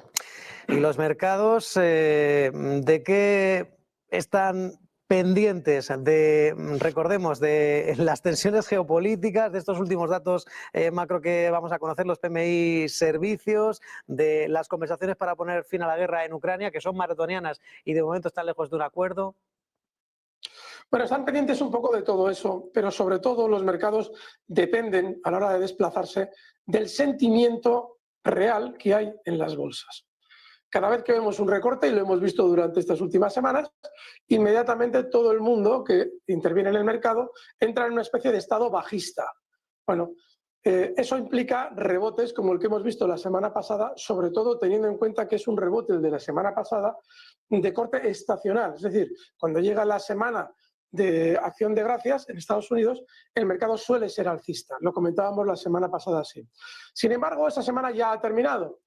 Y hay que recordar que el mínimo que veíamos hace semana y media, aquel problema de Nvidia, de las cuentas de Nvidia, no ha sido un mínimo en el que haya habido un gran pánico. Sí es cierto que cuando tenemos cierto recorte, el inversor se vuelve negativo, pero para tener subidas solventes, con fuerza, necesitamos más negativismo, más pánico. Globalmente el mercado está alcista, pero quizás ahora puntualmente necesitemos un poquito más de recorte para generar ese pánico puntual que permita a los bancos de inversión recoger más títulos de los inversores en pánico para hacer subir los mercados. Estamos ahora mismo en esa situación y de lo que realmente dependemos es del sentimiento de los inversores. Y, por cierto, esos recursos ingentes que están destinando las grandes tecnológicas para la inteligencia artificial está, bueno, pues advirtiendo de una inminente escasez de chips de memoria. No digo que habemos burbuja, pero digamos que de seguir así, pues vamos a tener los dispositivos electrónicos más caros por culpa de la inteligencia artificial. Hay que tener cuidado con los mensajes que llegan desde el mundo de la inteligencia artificial. Deberíamos aprender un poco de la lección que hemos vivido hace 2 semanas, porque justo cuando se presentan los resultados de Nvidia, que está muy implicada dentro del ámbito de la inteligencia artificial, justo al recibir los resultados, bueno, los resultados eran maravillosos. Bueno, y al día siguiente nos encontramos que reinterpretando los resultados eran malísimos. Oye, qué casualidad que justo entre una interpretación y la otra se produce un rebote importante, con buenos resultados, todo el mundo compra, una caída importante, es que los resultados no eran tan buenos, todo el mundo vende. Es decir, lo hace el mundo al revés. Los inversores se ven engañados. Con esto es lo mismo. Es decir, tenemos a todas las compañías de chips probablemente en zonas de sobrecompra, han subido mucho durante las últimas semanas y meses, y ahora se va enrutando el discurso hacia el sentimiento de los inversores en función de la inteligencia artificial. Hombre, compren empresas de chips porque hay escasez. Bien, ¿por qué no me lo decías eso hace 3, 4, 5 meses? Es decir, que igual lo que estamos viviendo es un mensaje interesado que utiliza el ámbito de la inteligencia artificial para que las compañías de chips realicen sus ventas, es decir, los núcleos duros de esas compañías, grandes compañías de chips, realicen las ventas de títulos que necesitan para ganar con un cierto recorte. Hay que tener mucho cuidado con los mensajes que llegan implicados en la bolsa, porque sí, que una empresa que no está cotizada en bolsa nos diga que le va bien o que le va mal, bien, pero cuando hay implicaciones bursátiles en el mensaje, hay que tener mucho cuidado porque no sabemos...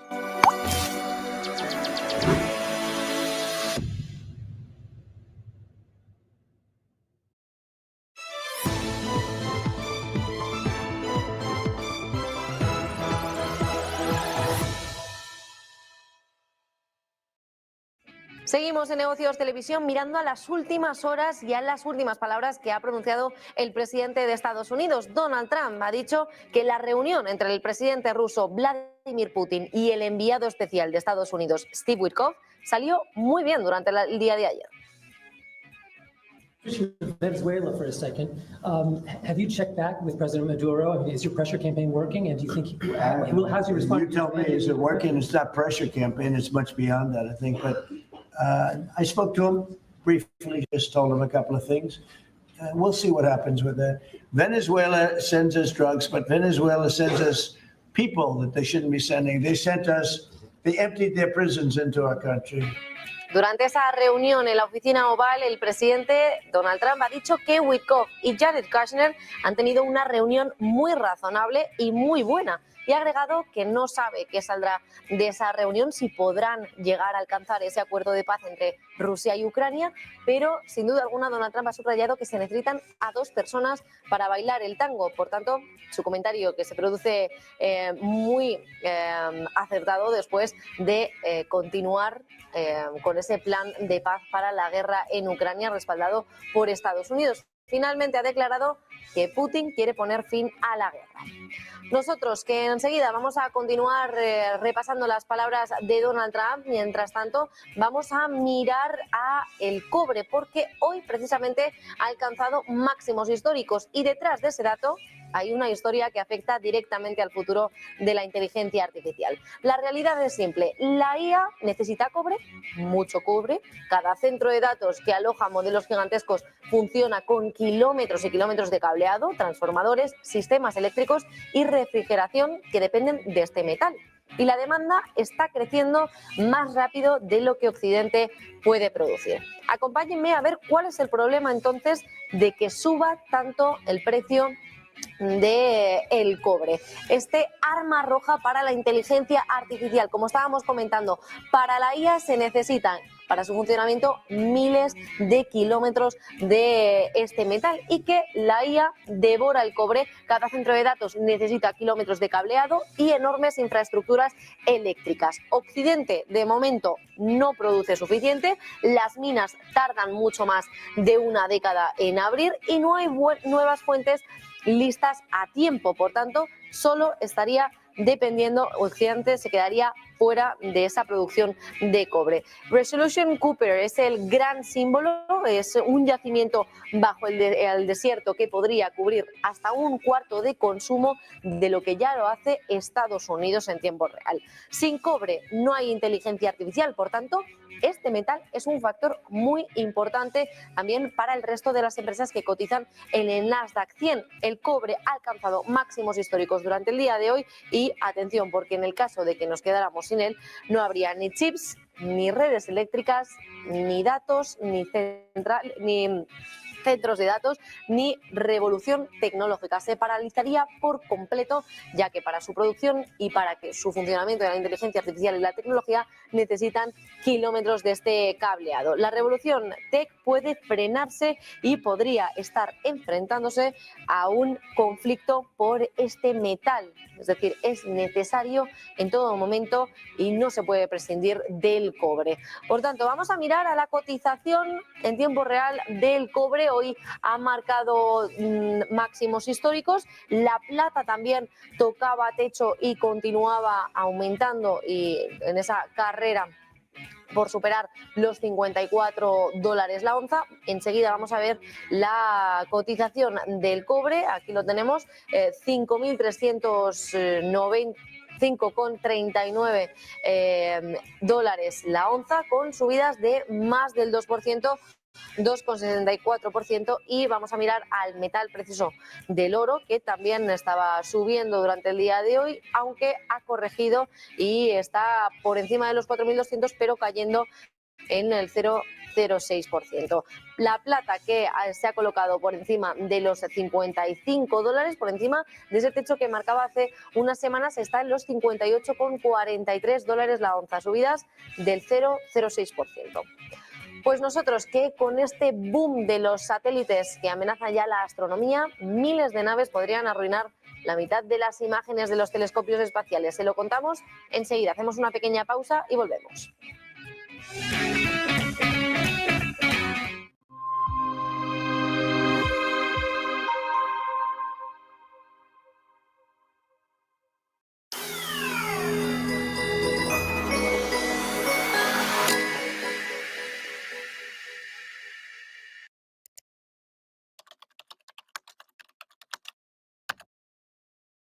Buenos días, 8 de la mañana es la figura de Charlie. Buenos días, 8 de la mañana. Dicen que al oro le han bajado a la tierra después de la jornada de ayer.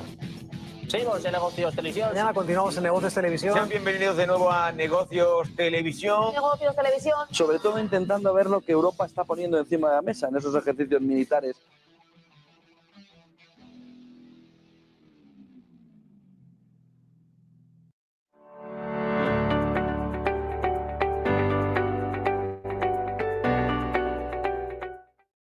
No te preocupes demasiado por la vida, que nadie sale vivo de ella. La primera causa hoy de muerte es la depresión, la tristeza. Más del 50% de la población tiene problemas mentales. ¿Pero qué estamos haciendo? Más del 80-90% de las preocupaciones de nuestra mente son cosas que no han pasado nunca ni pasarán. Hemos dejado de tocar, de abrazar. A un niño que no se le toca se muere. Todos buscamos amor. Sí, pero yo no voy por la calle y solo veo esta imagen, por la calle, andando. El que diga que es positivo, miente. El 82% de la gente es pesimista. Porque tu mente está preparada para sobrevivir, no para vivir. Luego, lo primero que tienes que hacer en la vida es ser realistas con nosotros mismos. La primera característica de la gente que triunfa en la vida es el coeficiente de optimismo. ¿Qué hacemos con los juegos?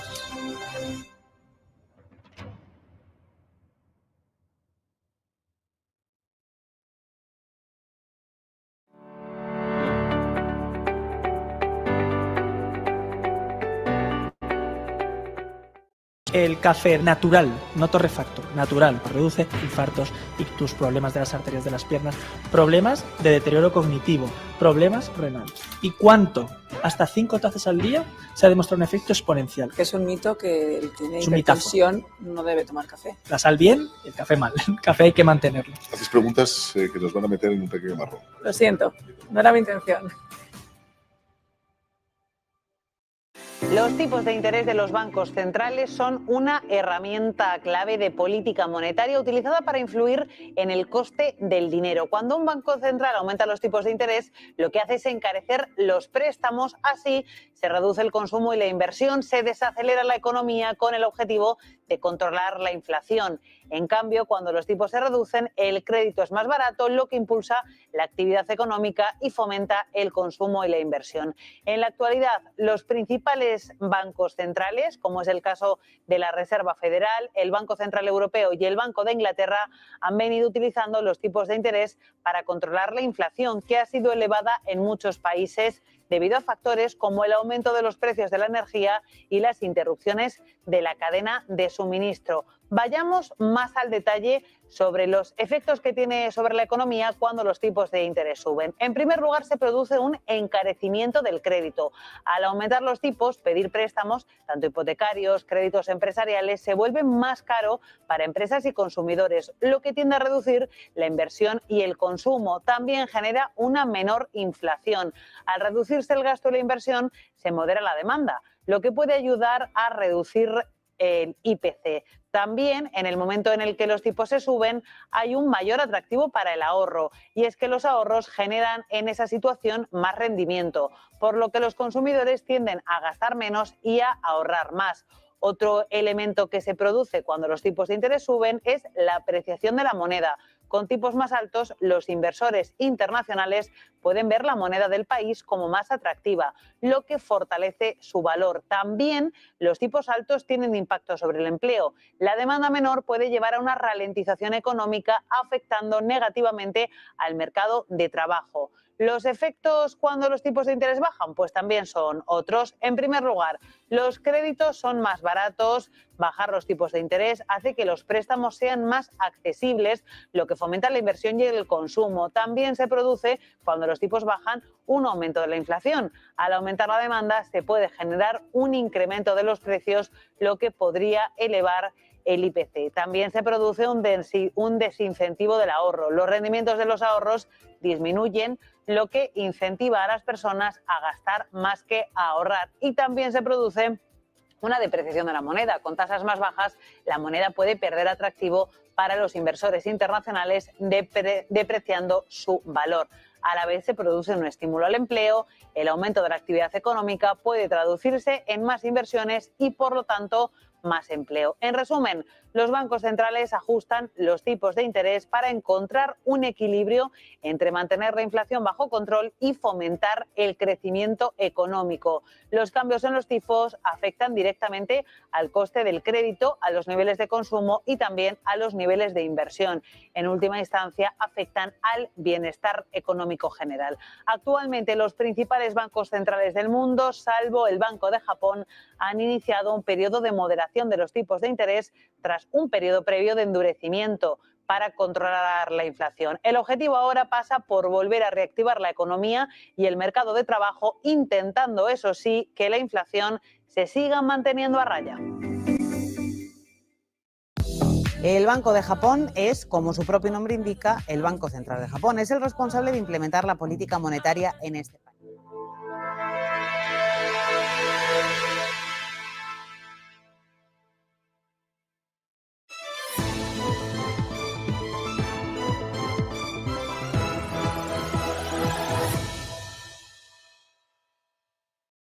The chips and systems, but the chips.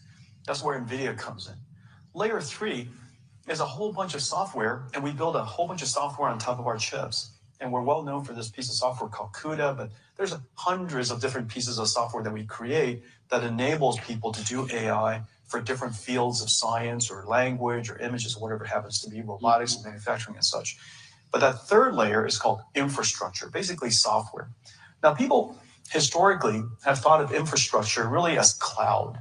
But increasingly, it's really important to realize that infrastructure includes land, power, shell, because these are, and I'll speak about this in a second, that this industry spawned another industry altogether, and I'll come back to that. But the third layer is basically infrastructure, and that infrastructure includes financial services because it takes an enormous amount of capital to do what we do, and historically, all of that software.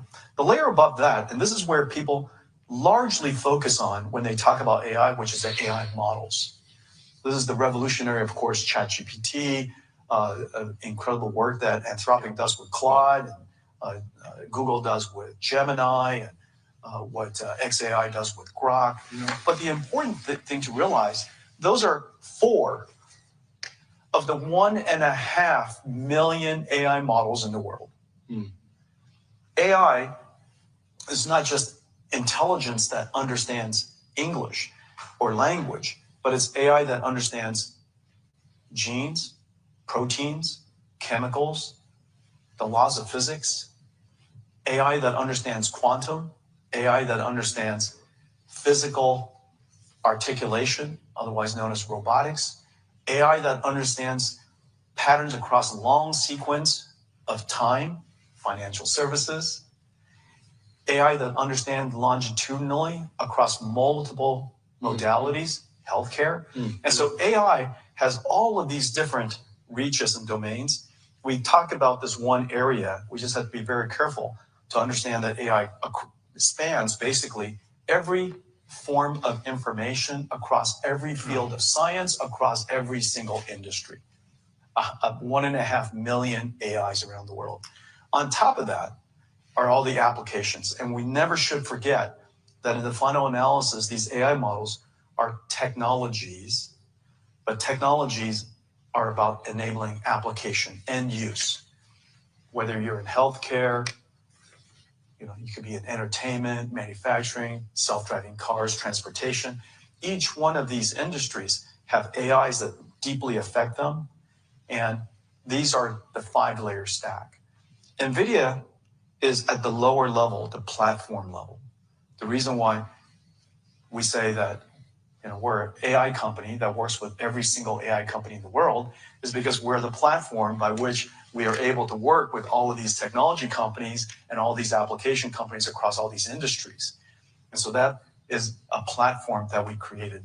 The moat that people describe, not so much a moat, but basically the language by which all of these different applications and these different technologies speak to us is an architecture we invented 25 years ago called CUDA. And on top of that CUDA library is a whole bunch of algorithms that we invented over the years. And that is basically NVIDIA's platform. In the end, we don't build self-driving cars, but we work with every single self-driving car company in the world. In the end, we don't discover drugs, but we just have, we work with every single drug discovery company in the world. We're the platform by which they build their things. We're a platform company.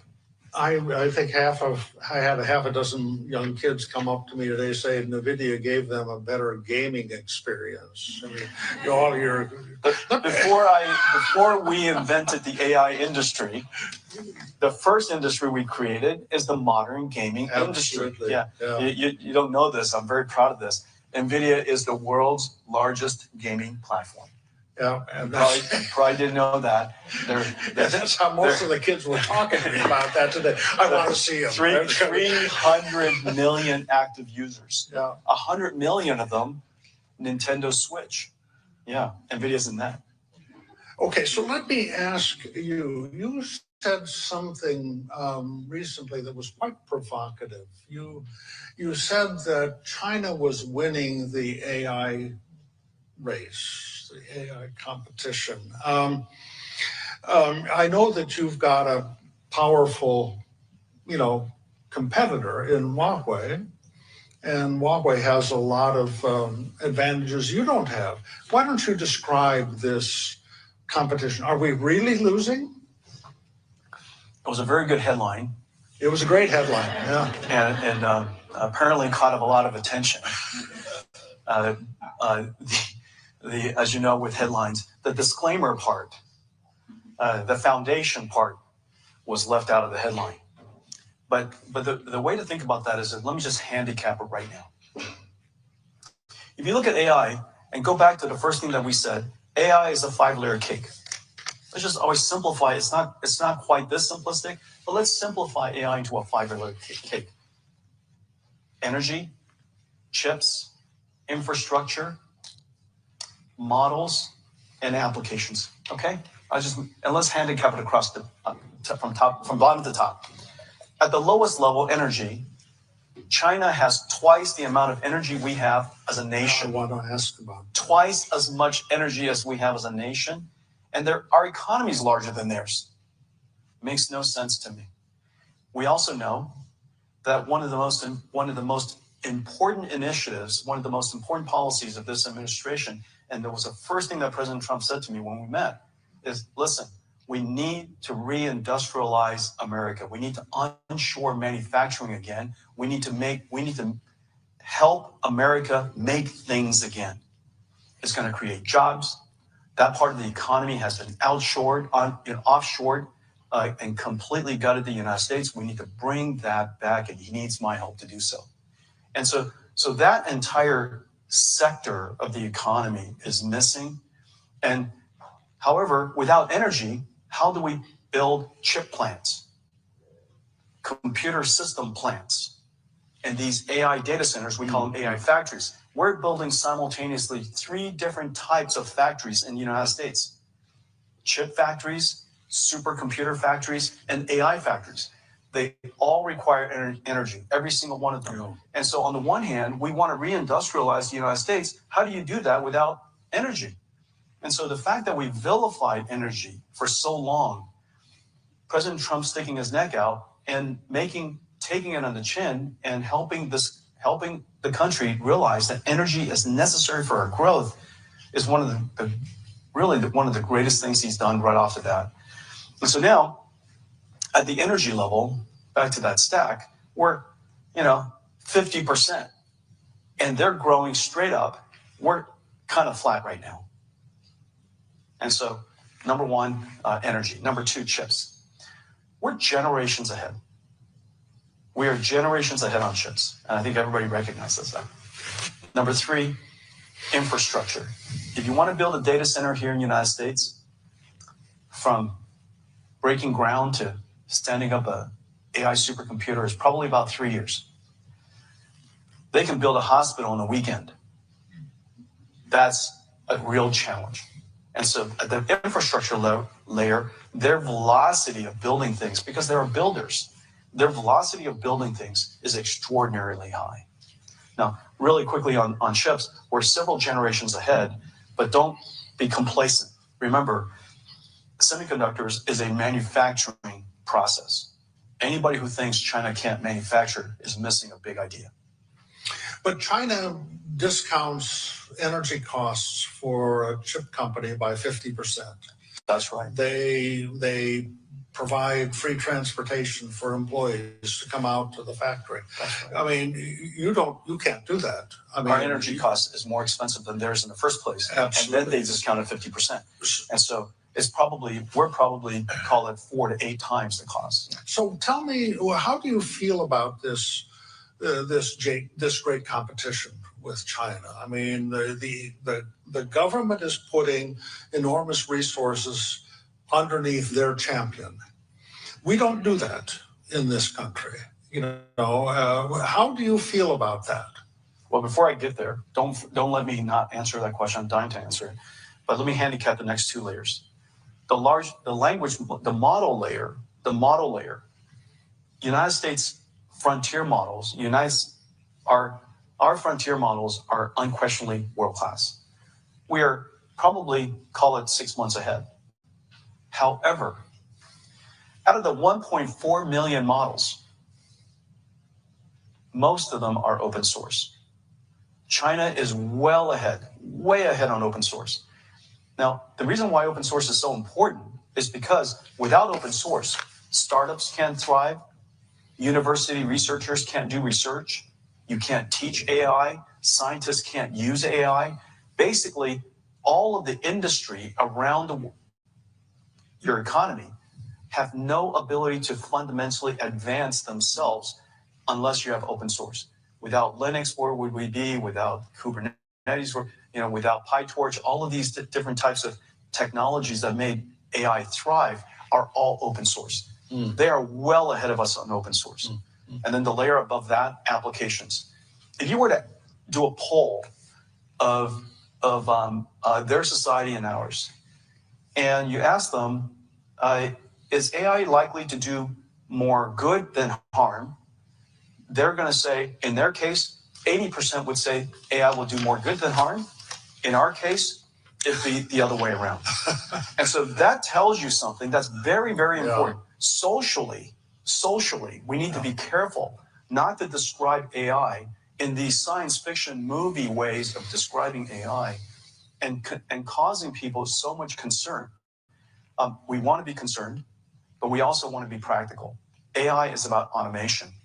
And that area, I think that we need to be careful not to fall behind in the application and the diffusion of AI, because in the end, whoever applies the technology first and most wins that industrial revolution.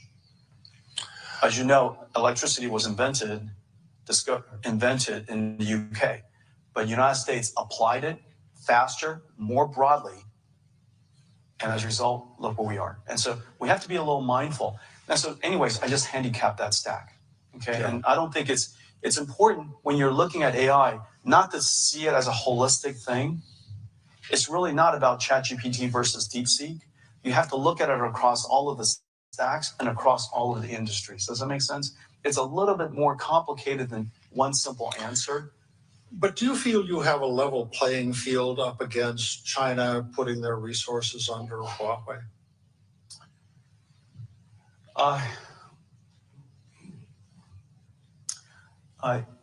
First of all, America's technology industry, just as our financial services industry, our military, our technology industry, we can all agree, are the mightiest in the world. I am part of one of the mightiest industries anyone in history has ever seen. Oh. We have going toe-to-toe against anyone. The American technology industry has nothing to fear. We are mighty, we're fast, we're inventive, we'll take anybody on. However, we can't concede the market to them. As you know, at the moment, NVIDIA has been banned from going to China. Not to mention, China has banned NVIDIA going to China. Yeah. So I think we're the first company in history that has been banned on both sides. And whoever banned us going to China, them and China agree that NVIDIA should not go to. Now, of course, I'm being a little cute here, and I'll be a little bit more nuanced here in a second. But at the moment, we're simply not competing in China. Now, what's going on? We have conceded essentially the second largest AI market, the second largest technology market in the world. I know. China will. It's not. Somebody has said to me, "Well, yeah, okay, well, we're not in China, but we're going to grow somewhere else. You're not going to replace China." It's just as the world wanting to sell to America and they want to export to America. If they don't export to America, you're not going to replace the United States. We are singular in the world. We are absolutely singular. And so in the case of China, we shouldn't concede the entire market to them. They're formidable, but conceding that entire market, we ought to go compete for it. Having said that, we should also acknowledge that Huawei is one of the most formidable technology companies the world has ever seen. They deserve, although they have a lot of support, whatever support they have, they deserve all of the respect that everybody ought to give them. We compete with this company. They're formidable. They're agile. They move incredibly fast. We said if the United States was not in China, China's AI industry would be set back. Yeah. Absolutely has not happened. As a result, their semiconductor industry has double. You know, the semiconductor industry in the West, around the world, is growing at 20-30% per year. Growing 20-30% per year compounded versus doubling every year compounded doesn't take long to catch up. But, you know, they're starting on second base and we're just going up to the batter's box. You know, they've got a real advantage. And that means we need to think about this. Can I ask you, we, at the G20 summit, Li Keqiang, you know, the premier was there, and he was offering opportunities for countries to be participants with China on AI. And we didn't even send a delegation. It doesn't feel like we're in the game. They're smart about technology proliferation. Yeah. If we use 5G as an example, they realize 5G is technology that's also a platform, because on top of 5G, you build all kinds of services on top of it. Well, if you get there first, wherever you get first, if you get there first, just as NVIDIA, I was there 25 years first. And so I had, you know, for a long time, nobody paid me any never mind. So I had lots and lots of time to build up all these ecosystems and applications and relationships and ecosystems. And Yeah. I connected all this stuff together in all these different fields of industry. I had 25 years to do it. In the case of Huawei with 5G, they were completely, through policy, completely isolated, people thought, in China. So they had 1 billion phone users all to themselves. It gave them the opportunity to grow scale. They exported the technology to all of the countries of Belt and Road, and now there's AI Belt and Road. And so they'll definitely diffuse the Chinese technology as quickly as possible, because they understand that the sooner you get there, the sooner you build the ecosystem on top, the sooner you become you become essential part, a dependent part of that ecosystem. Tell me about the Chinese ecosystem they're trying to create. Obviously, it's deep and it's robust, and that it has a physical as well as a technological and economic dimension. How do you look at that? Take a step back again. Remember, I think it's like 9 out of the 10 top science and technology schools in the world are now in China. They lead in science and technology in many different fields. This has completely flipped in the last half to a decade. We used to lead most of them. Now they lead most of them. They have a large population of highly qualified students. Number one. Number two, 50% of the world's AI researchers are Chinese. Third, 70% of last year's AI patents are published by China. The ecosystem of AI in China is vibrant, rich, incredibly innovative. They work incredibly hard. This is a country with an enormous might. So that is the ecosystem of software developers. Now, that layer, as I just mentioned, the model and the application layer. All of these scientists, they're sitting at the model and the application layer. And now they're going to take that capability, because the United States is no longer participating in China. We've left China. We're evacuated that market. We've conceded that market. And so now they've got to go build their own. So using these AI researchers, all of these incredible computer scientists that they have, their richness of software capability, and they're going to go build their own complete stack. Once they build that entire complete stack, they'll export it as quickly as you can imagine. And this is the world what we will find someday if we don't activate. We'll be buyers, not sellers. That's right. Let me ask you now, you're in Washington, D.C. I know you don't look forward to those opportunities, but it's my only opportunity to wear a suit. And a tie. But let me ask, because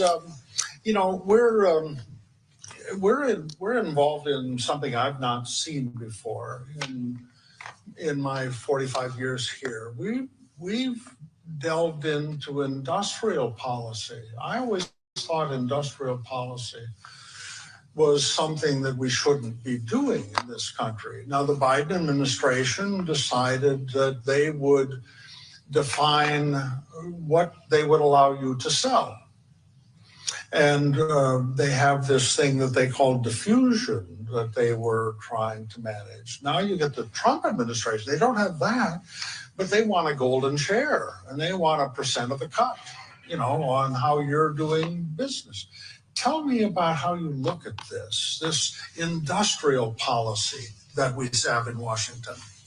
I do agree that industrial policy should intervene when a dramatic action needs to be taken. I also would say that President Trump walked into a situation where dramatic actions needed to be taken. The first dramatic action that needed to be taken is to reverse the mistakes that have been made in energy growth over the course of the last decade. We have done our country a great disservice. There are no new industries you can grow without energy. No. Electricity. That's right. We need electricity, because otherwise, sure, we could all be in the services industry. And as you know, the service industry only needs calories. But manufacturing industry needs electricity. And so we need energy, number one. Number two, we do need, if we want to fix our social issues, domestic social issues, we have to create prosperity not just for people with PhDs and college degrees. We have to create prosperity for every segment of the economy. And so the largest segment of the economy is manufacturing, and we've offshored that for too long, for 20 years. We have to bring that back, and we have the ability to do so.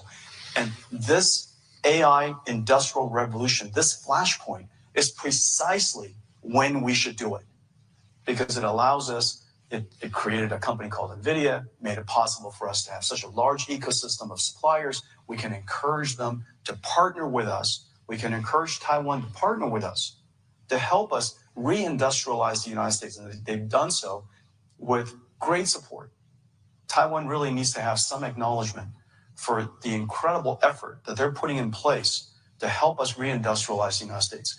If not for the work that they're doing, the work that NVIDIA has done in Arizona wouldn't have made the progress it has. Oh. I recently gave a congratulations speech at TSMC in Arizona, and when I looked out into the audience, it was 2/3 Taiwanese and 1/3 American.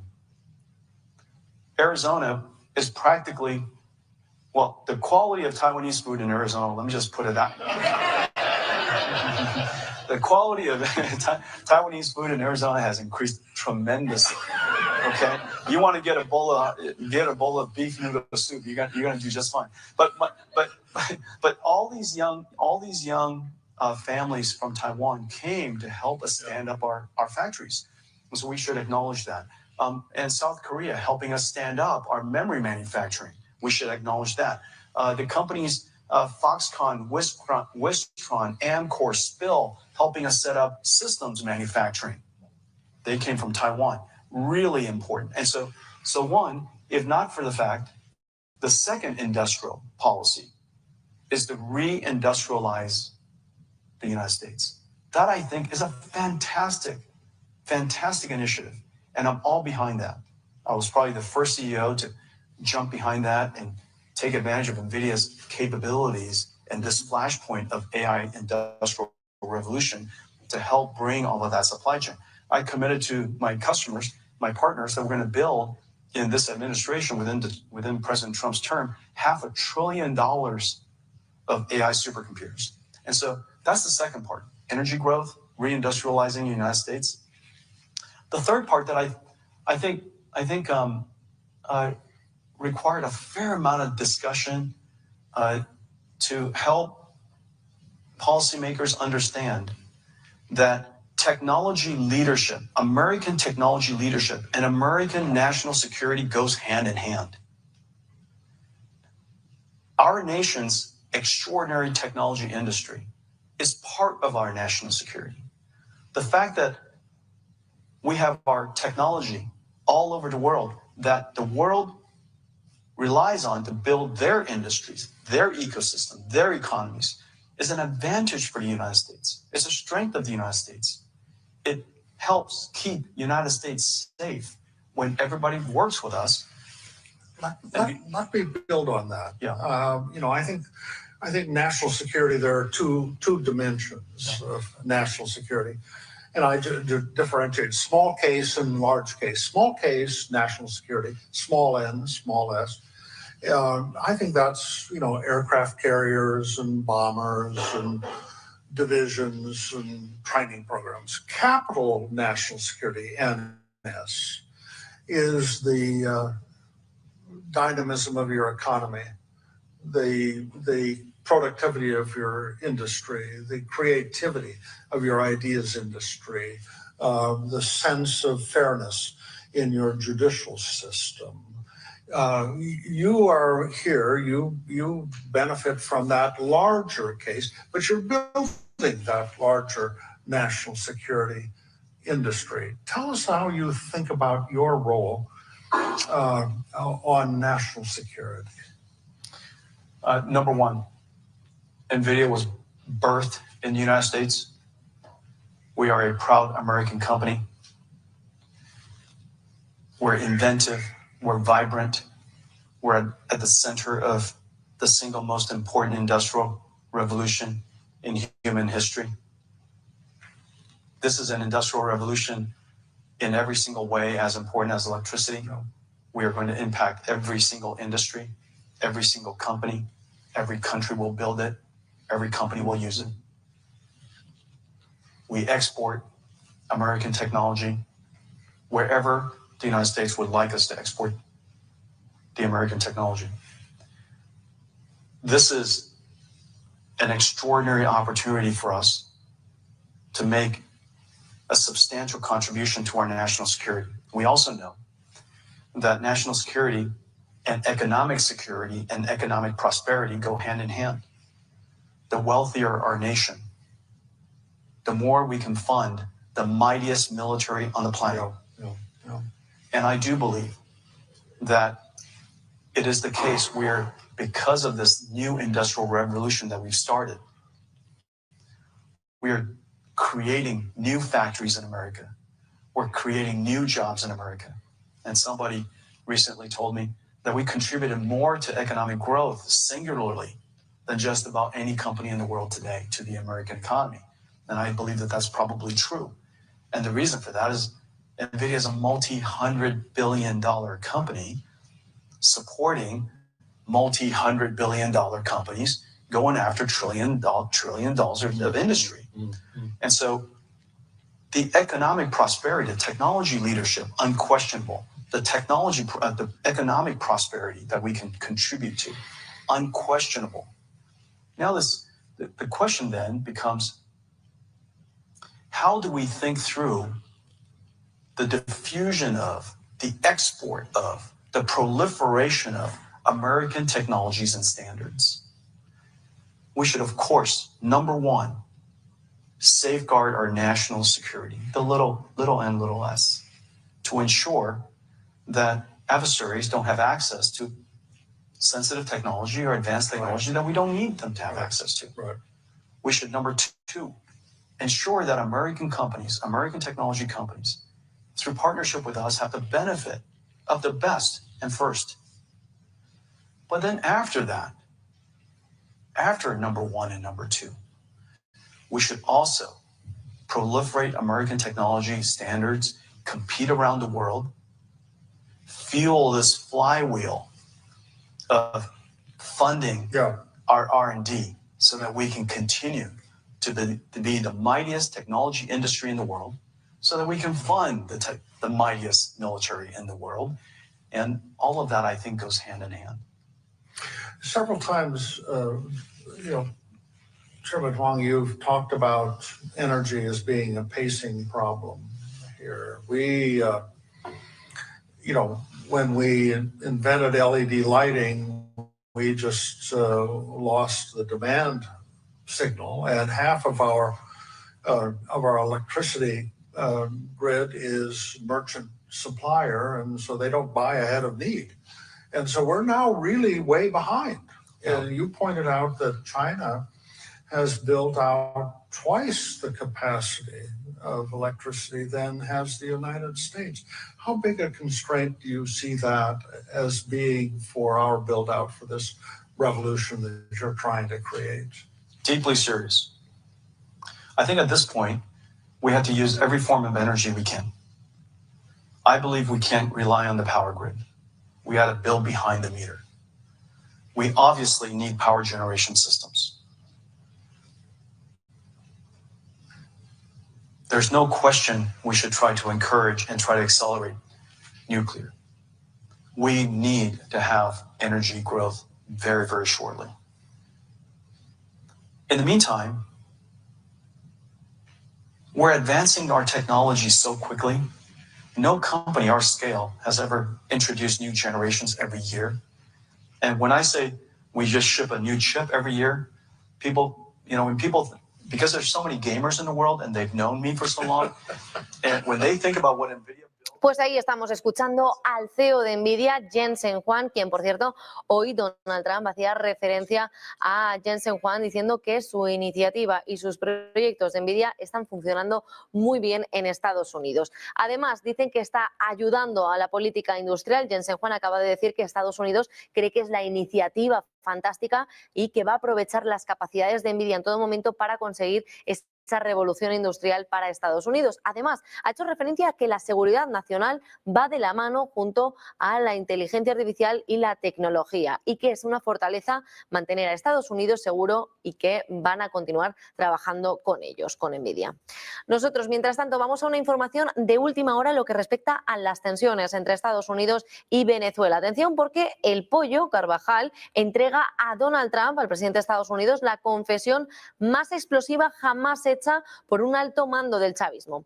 Ha detallado 20 años de operaciones del cártel de los soles, su estructura de narcotráfico, espionaje y penetración política en Estados Unidos, con la participación directa de Maduro, Diosdado y apoyo de Rusia y Cuba. El ex jefe de la inteligencia venezolana ofrece delatar espías infiltrados, políticos comprados y redes de corrupción que involucran incluso a exfuncionarios del gobierno español. En ese documento de ABC ya puso en manos del público y que la Casa Blanca recibió minutos antes. El pollo Carvajal destapa ante Trump estas 2 décadas del cártel de los soles.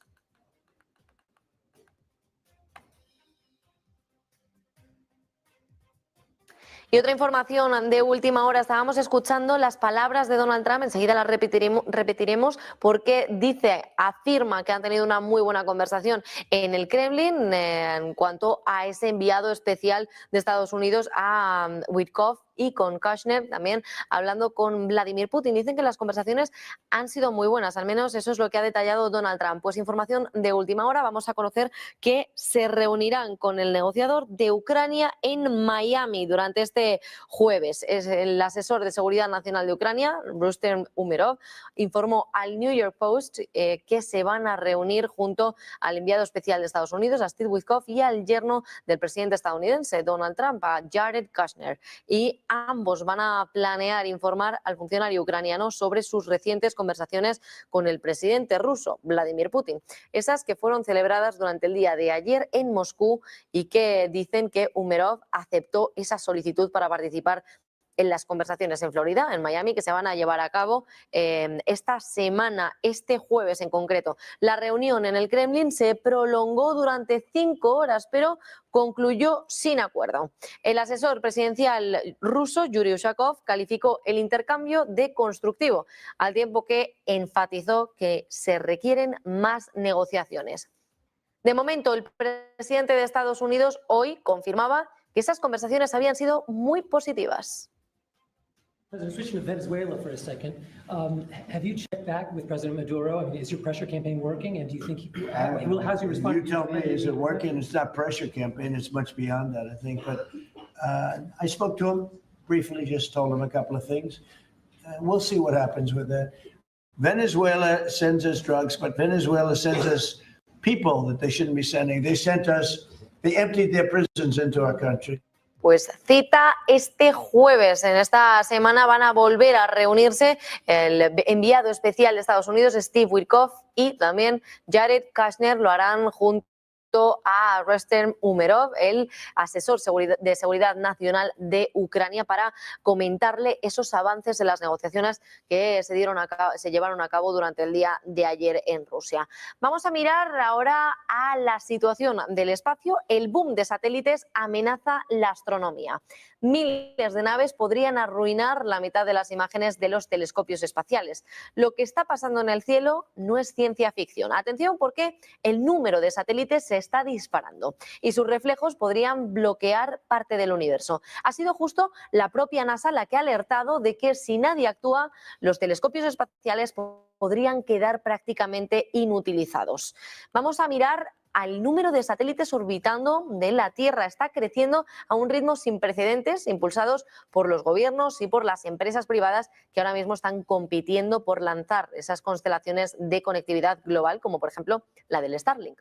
Hoy hay unos 15.000 satélites, pero podrían llegar a ser 100.000 en 2030 y hasta 500.000 a finales de la década si se aprueban todos estos proyectos. Según el estudio de la NASA que ha compartido durante el día de hoy, esta explosión provocará que los reflejos y estelas de los satélites contaminen las imágenes de los principales telescopios espaciales. Con 560.000 satélites en órbita, el 40% de las imágenes del Hubble quedarían afectadas. Y atención, porque hasta el 96% de las captadas por los futuros telescopios, como Sphere X o Arrakis o Shutine, incluso con 100.000 satélites, casi 1 de cada 5 imágenes del Hubble podrían sufrir contaminación lumínica. Los científicos hablan de vandalismo del cielo nocturno. Las estelas no solo arruinan fotos, también añadirían ruido que borra ya esas señales débiles fundamentales para poder estudiar las galaxias, las estrellas o incluso la materia oscura. Algunos proponen satélites con recubrimientos opacos o situarlos a menor altitud, pero esto también tiene efectos secundarios. Serían desde riesgos para la capa de ozono hasta la mayor basura espacial. La comunidad científica pide ya regulación internacional urgente. Es decir, el espacio se está llenando más rápido de lo que los gobiernos son capaces de legislar. Por eso apuntan a esta importancia en la galaxia, sobre todo de manera de que no pierdan y de que no pueda perder la NASA esas fotografías, esas imágenes del Hubble para continuar estudiando el cielo nocturno, y que precisamente la ONU y astrónomos están pidiendo regulación urgente con dientes. Además, el cielo nocturno siempre ha sido un recurso de común para la humanidad, pero si no se actúa pronto, ojo, porque las constelaciones de satélites podrían convertirlo en un espejo contaminado. El futuro de la astronomía y nuestra ventana del universo está en juego. Veremos a ver cuáles son los próximos pasos que da la NASA y los próximos informes acerca de esta documentación.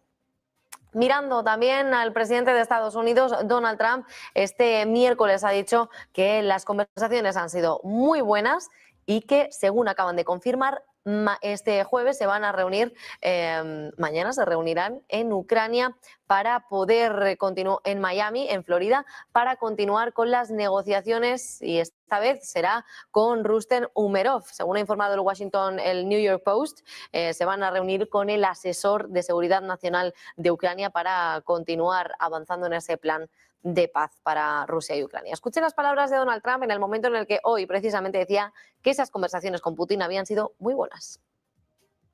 Mr. President, switching to Venezuela for a second, have you checked back with President Maduro? I mean, is your pressure campaign working, and do you think how's your response? You tell me, is it working? It's not pressure campaign. It's much beyond that, I think. But I spoke to him briefly, just told him a couple of things. We'll see what happens with that. Venezuela sends us drugs, but Venezuela sends us people that they shouldn't be sending. They emptied their prisons into our country. Pues veremos en qué avanza mañana esas conversaciones en Florida, en Miami, con el asesor de Seguridad Nacional de Ucrania. Mientras tanto, vamos a continuar escuchando al CEO de Nvidia, Jensen Huang, que, por cierto, ha afirmado que la compañía no puede degradar los chips que vende a China para cumplir con las restricciones de Estados Unidos. Después de reunirse con el presidente Donald Trump en el Capitol Hill, Jensen Huang ha asegurado que Nvidia respalda los controles de exportación y que busca garantizar que las empresas estadounidenses tengan lo mejor, lo primero y lo máximo. Huang ha añadido que no está seguro de que China pueda aceptar los nuevos chips H200 de Nvidia. El CEO Jensen Huang afirma que Joe Rogan Experience, que las políticas energéticas del presidente Donald Trump han salvado la industria de la inteligencia artificial. Escúchenle.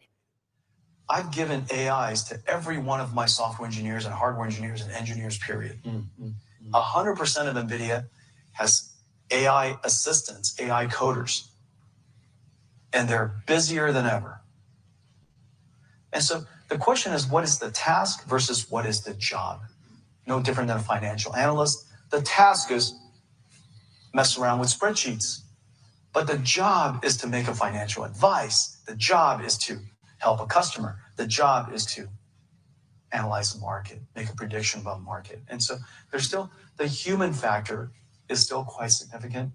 And I would just tell everyone, before you decide that that AI is something that you're worried about or scared about, go engage it, go use it.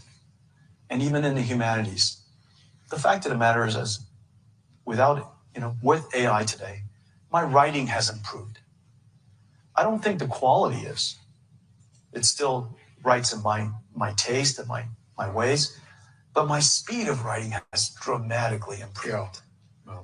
And so I'm more productive today. I'm still writing the original pieces. I still have to write the original voice. I still have to create the original thought. Still has, but every so often, as you know, when we derive other speeches out of other previous speeches, the concepts are very similar, but the content, the delivery, the context is so different. We now can use AI to help us regenerate the first draft. So for me, for the humanities, I would just say original thought, original writing, your taste made with human hands are still always going to be valuable. I went in for an MRI recently. My wife said, make sure you take a picture. I don't think there's a brain up there, but I'd like to see it to prove there's something. And what did you find out? There was nothing. I mean, she was right and I was wrong. We're coming to the end, and you're in Washington. You don't. This isn't always a joyful experience to come to Washington, but share with us what your thoughts on how we should think about this remarkable revolution that's appearing in your world. You're leading it. We're going to experience it. We're probably going to try to regulate it. We don't know how to do that. But tell us just a little bit how you think we should be anticipating this and thinking about our future. There are many, of course, that we spoke about many different things that Washington has been extraordinarily helpful in already shaping the outcome for our nation. We spoke about industrial policies and how, in fact, a heavy-handed approach was necessary, and it was just in time. It is the case that Washington, D.C. is foreign to me, and I've had the benefit of coming here now since the first time I saw you, our first night, and it's unnatural to me. However, what I can tell you is we all want the same thing. We want America to win. We want America to be the greatest nation in the world. Mm-hmm. We have extraordinary capabilities. It's hard not to be romantic about this country. My parents had the American dream. My father always wanted us to grow up in the United States. He sent us here when I was 9, and they had almost nothing to start a life here, and somehow through that journey, worked out pretty good. I'm here with the privilege of leading one of the most consequential companies in the history of humanity. Yeah. And you just can't write a better story than that. Yeah. You can't not be romantic about this country. I'm surrounded by extraordinary scientists. I'm surrounded by extraordinary people. All of our technology partners, the ecosystem that we have here. It is, I don't want to be complacent, but it is a miracle. There's no question about it. And I had the benefit of working with every nation in the world. And so I think we can say for certain that we want the same. We want the same outcome for this nation. It is important, however, that I come here so that I could at least explain what is AI. It's 5 layers. I can explain what is impact, how is it going to evolve, and how certain policies, although on appearance might achieve whatever objectives, that the long-term consequences, the unintended consequences, could be quite dire for the United States. And so I have the benefit of at least explaining it from the perspective of technology, and help advocate for technology leadership so that we could secure our national security. And so I have that benefit, and I'm deeply grateful that the people I get to meet here in Washington, D.C. has always had an open door. And although this is new for me and I'm clumsy at it, I can also say that I'm very grateful that Washington has been very open to me. I know the answer to this question, but I still want to ask it. Are you optimistic about the future? Oh, absolutely. 1,000%. 1,000%. The best of days are ahead of us. You know, I don't have to work. I think I've done, you know. I think that's true.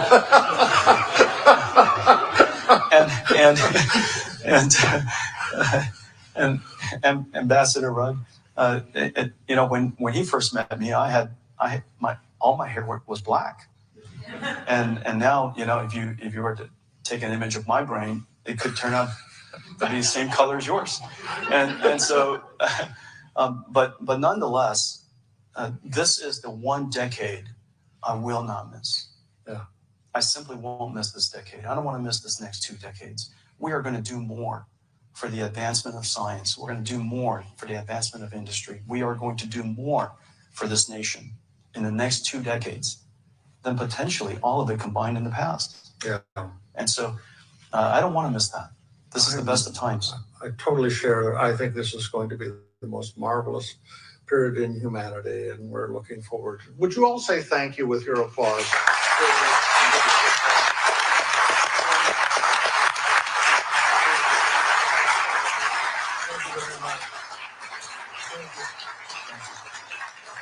Yeah, great to have you.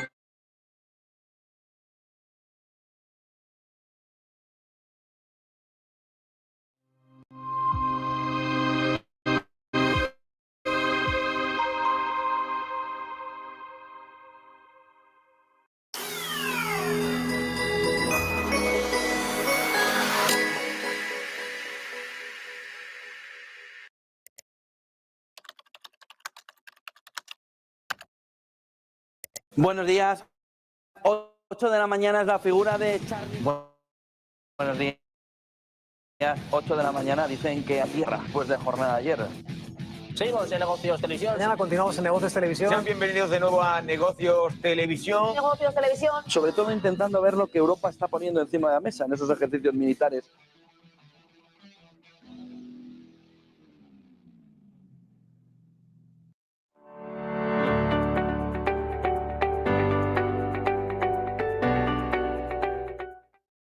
No te preocupes demasiado por la vida, que nadie sale vivo de ella. La primera causa hoy de muerte es la depresión, la tristeza. Más del 50% de la población tiene problemas mentales. ¿Pero qué estamos haciendo? Más del 80-90% de las preocupaciones de nuestra mente son cosas que no han pasado nunca ni pasarán. Hemos dejado de tocar, de abrazar. A un niño que no se le toca se muere. Todos buscamos amor.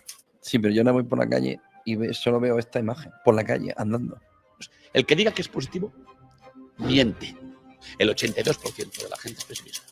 Porque tu mente está preparada para sobrevivir, no para vivir. Luego, lo primero que tienes que hacer en la vida es ser realistas con nosotros mismos. La primera característica de la gente que triunfa en la vida es el coeficiente optimismo. ¿Qué hacemos con los juegos?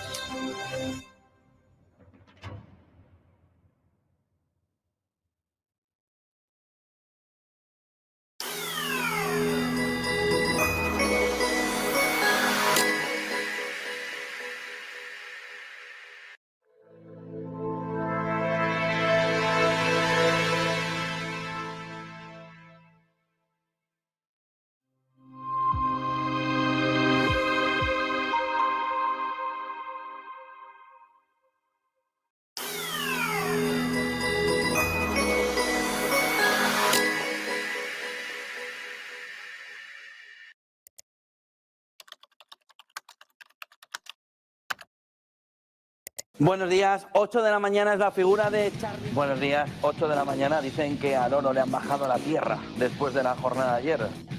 Seguimos en Negocios Televisión. Mañana continuamos en Negocios Televisión. Sean bienvenidos de nuevo a Negocios Televisión. Negocios Televisión. Sobre todo intentando ver lo que Europa está poniendo encima de la mesa en esos ejercicios militares.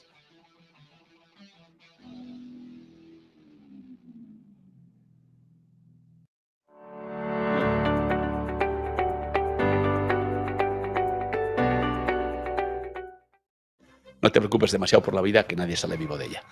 La primera causa hoy de muerte es la depresión, la tristeza. Más del 50% de la población tiene problemas mentales. ¿Pero qué estamos haciendo? Más del 80-90% de las preocupaciones de nuestra mente son cosas que no han pasado nunca ni pasarán. Hemos dejado de tocar, de abrazar. A un niño que no se le toca se muere. Entonces, todos buscamos amor. Sí, pero yo no voy por la calle y solo veo esta imagen, por la calle, andando. El que diga que es positivo, miente. El 82% de la gente es pesimista. Porque tu mente está preparada para sobrevivir, no para vivir. Luego, lo primero que tienes que hacer en la vida es ser realistas con nosotros mismos. La primera característica de la gente que triunfa en la vida es el coeficiente optimismo. ¿Qué hacemos con los jóvenes?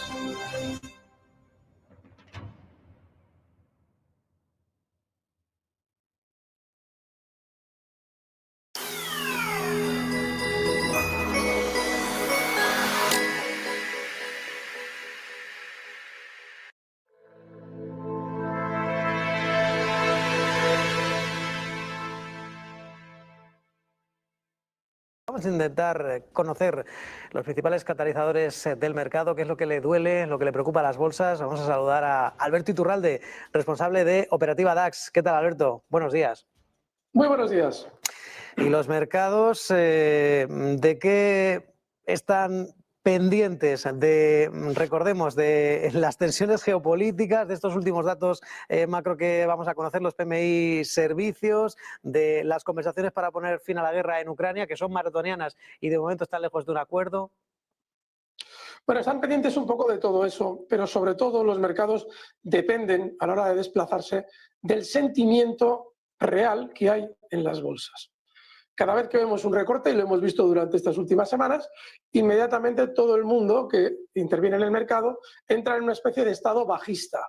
Bueno, eso implica rebotes como el que hemos visto la semana pasada, sobre todo teniendo en cuenta que es un rebote el de la semana pasada de corte estacional. Es decir, cuando llega la semana de Acción de Gracias en Estados Unidos, el mercado suele ser alcista. Lo comentábamos la semana pasada así. Sin embargo, esa semana ya ha terminado. Y hay que recordar que el mínimo que veíamos hace semana y media, aquel problema de Nvidia, de las cuentas de Nvidia, no ha sido un mínimo en el que haya habido un gran pánico. Sí es cierto que cuando tenemos cierto recorte, el inversor se vuelve negativo, pero para tener subidas solventes, con fuerza, necesitamos más negativismo, más pánico. Globalmente el mercado está alcista, pero quizás ahora puntualmente necesitemos un poquito más de recorte para generar ese pánico puntual que permita a los bancos de inversión recoger más títulos de los inversores en pánico para hacer subir los mercados. Estamos ahora mismo en esa situación y de lo que realmente dependemos es del sentimiento de los inversores. Y, por cierto, esos recursos ingentes que están destinando las grandes tecnológicas para la inteligencia artificial está, bueno, pues advirtiendo de una inminente escasez de chips de memoria. No digo que habemos burbuja, pero digamos que de seguir así, pues vamos a tener los dispositivos electrónicos más caros por culpa de la inteligencia artificial. Hay que tener cuidado con los mensajes que llegan desde el mundo de la inteligencia artificial.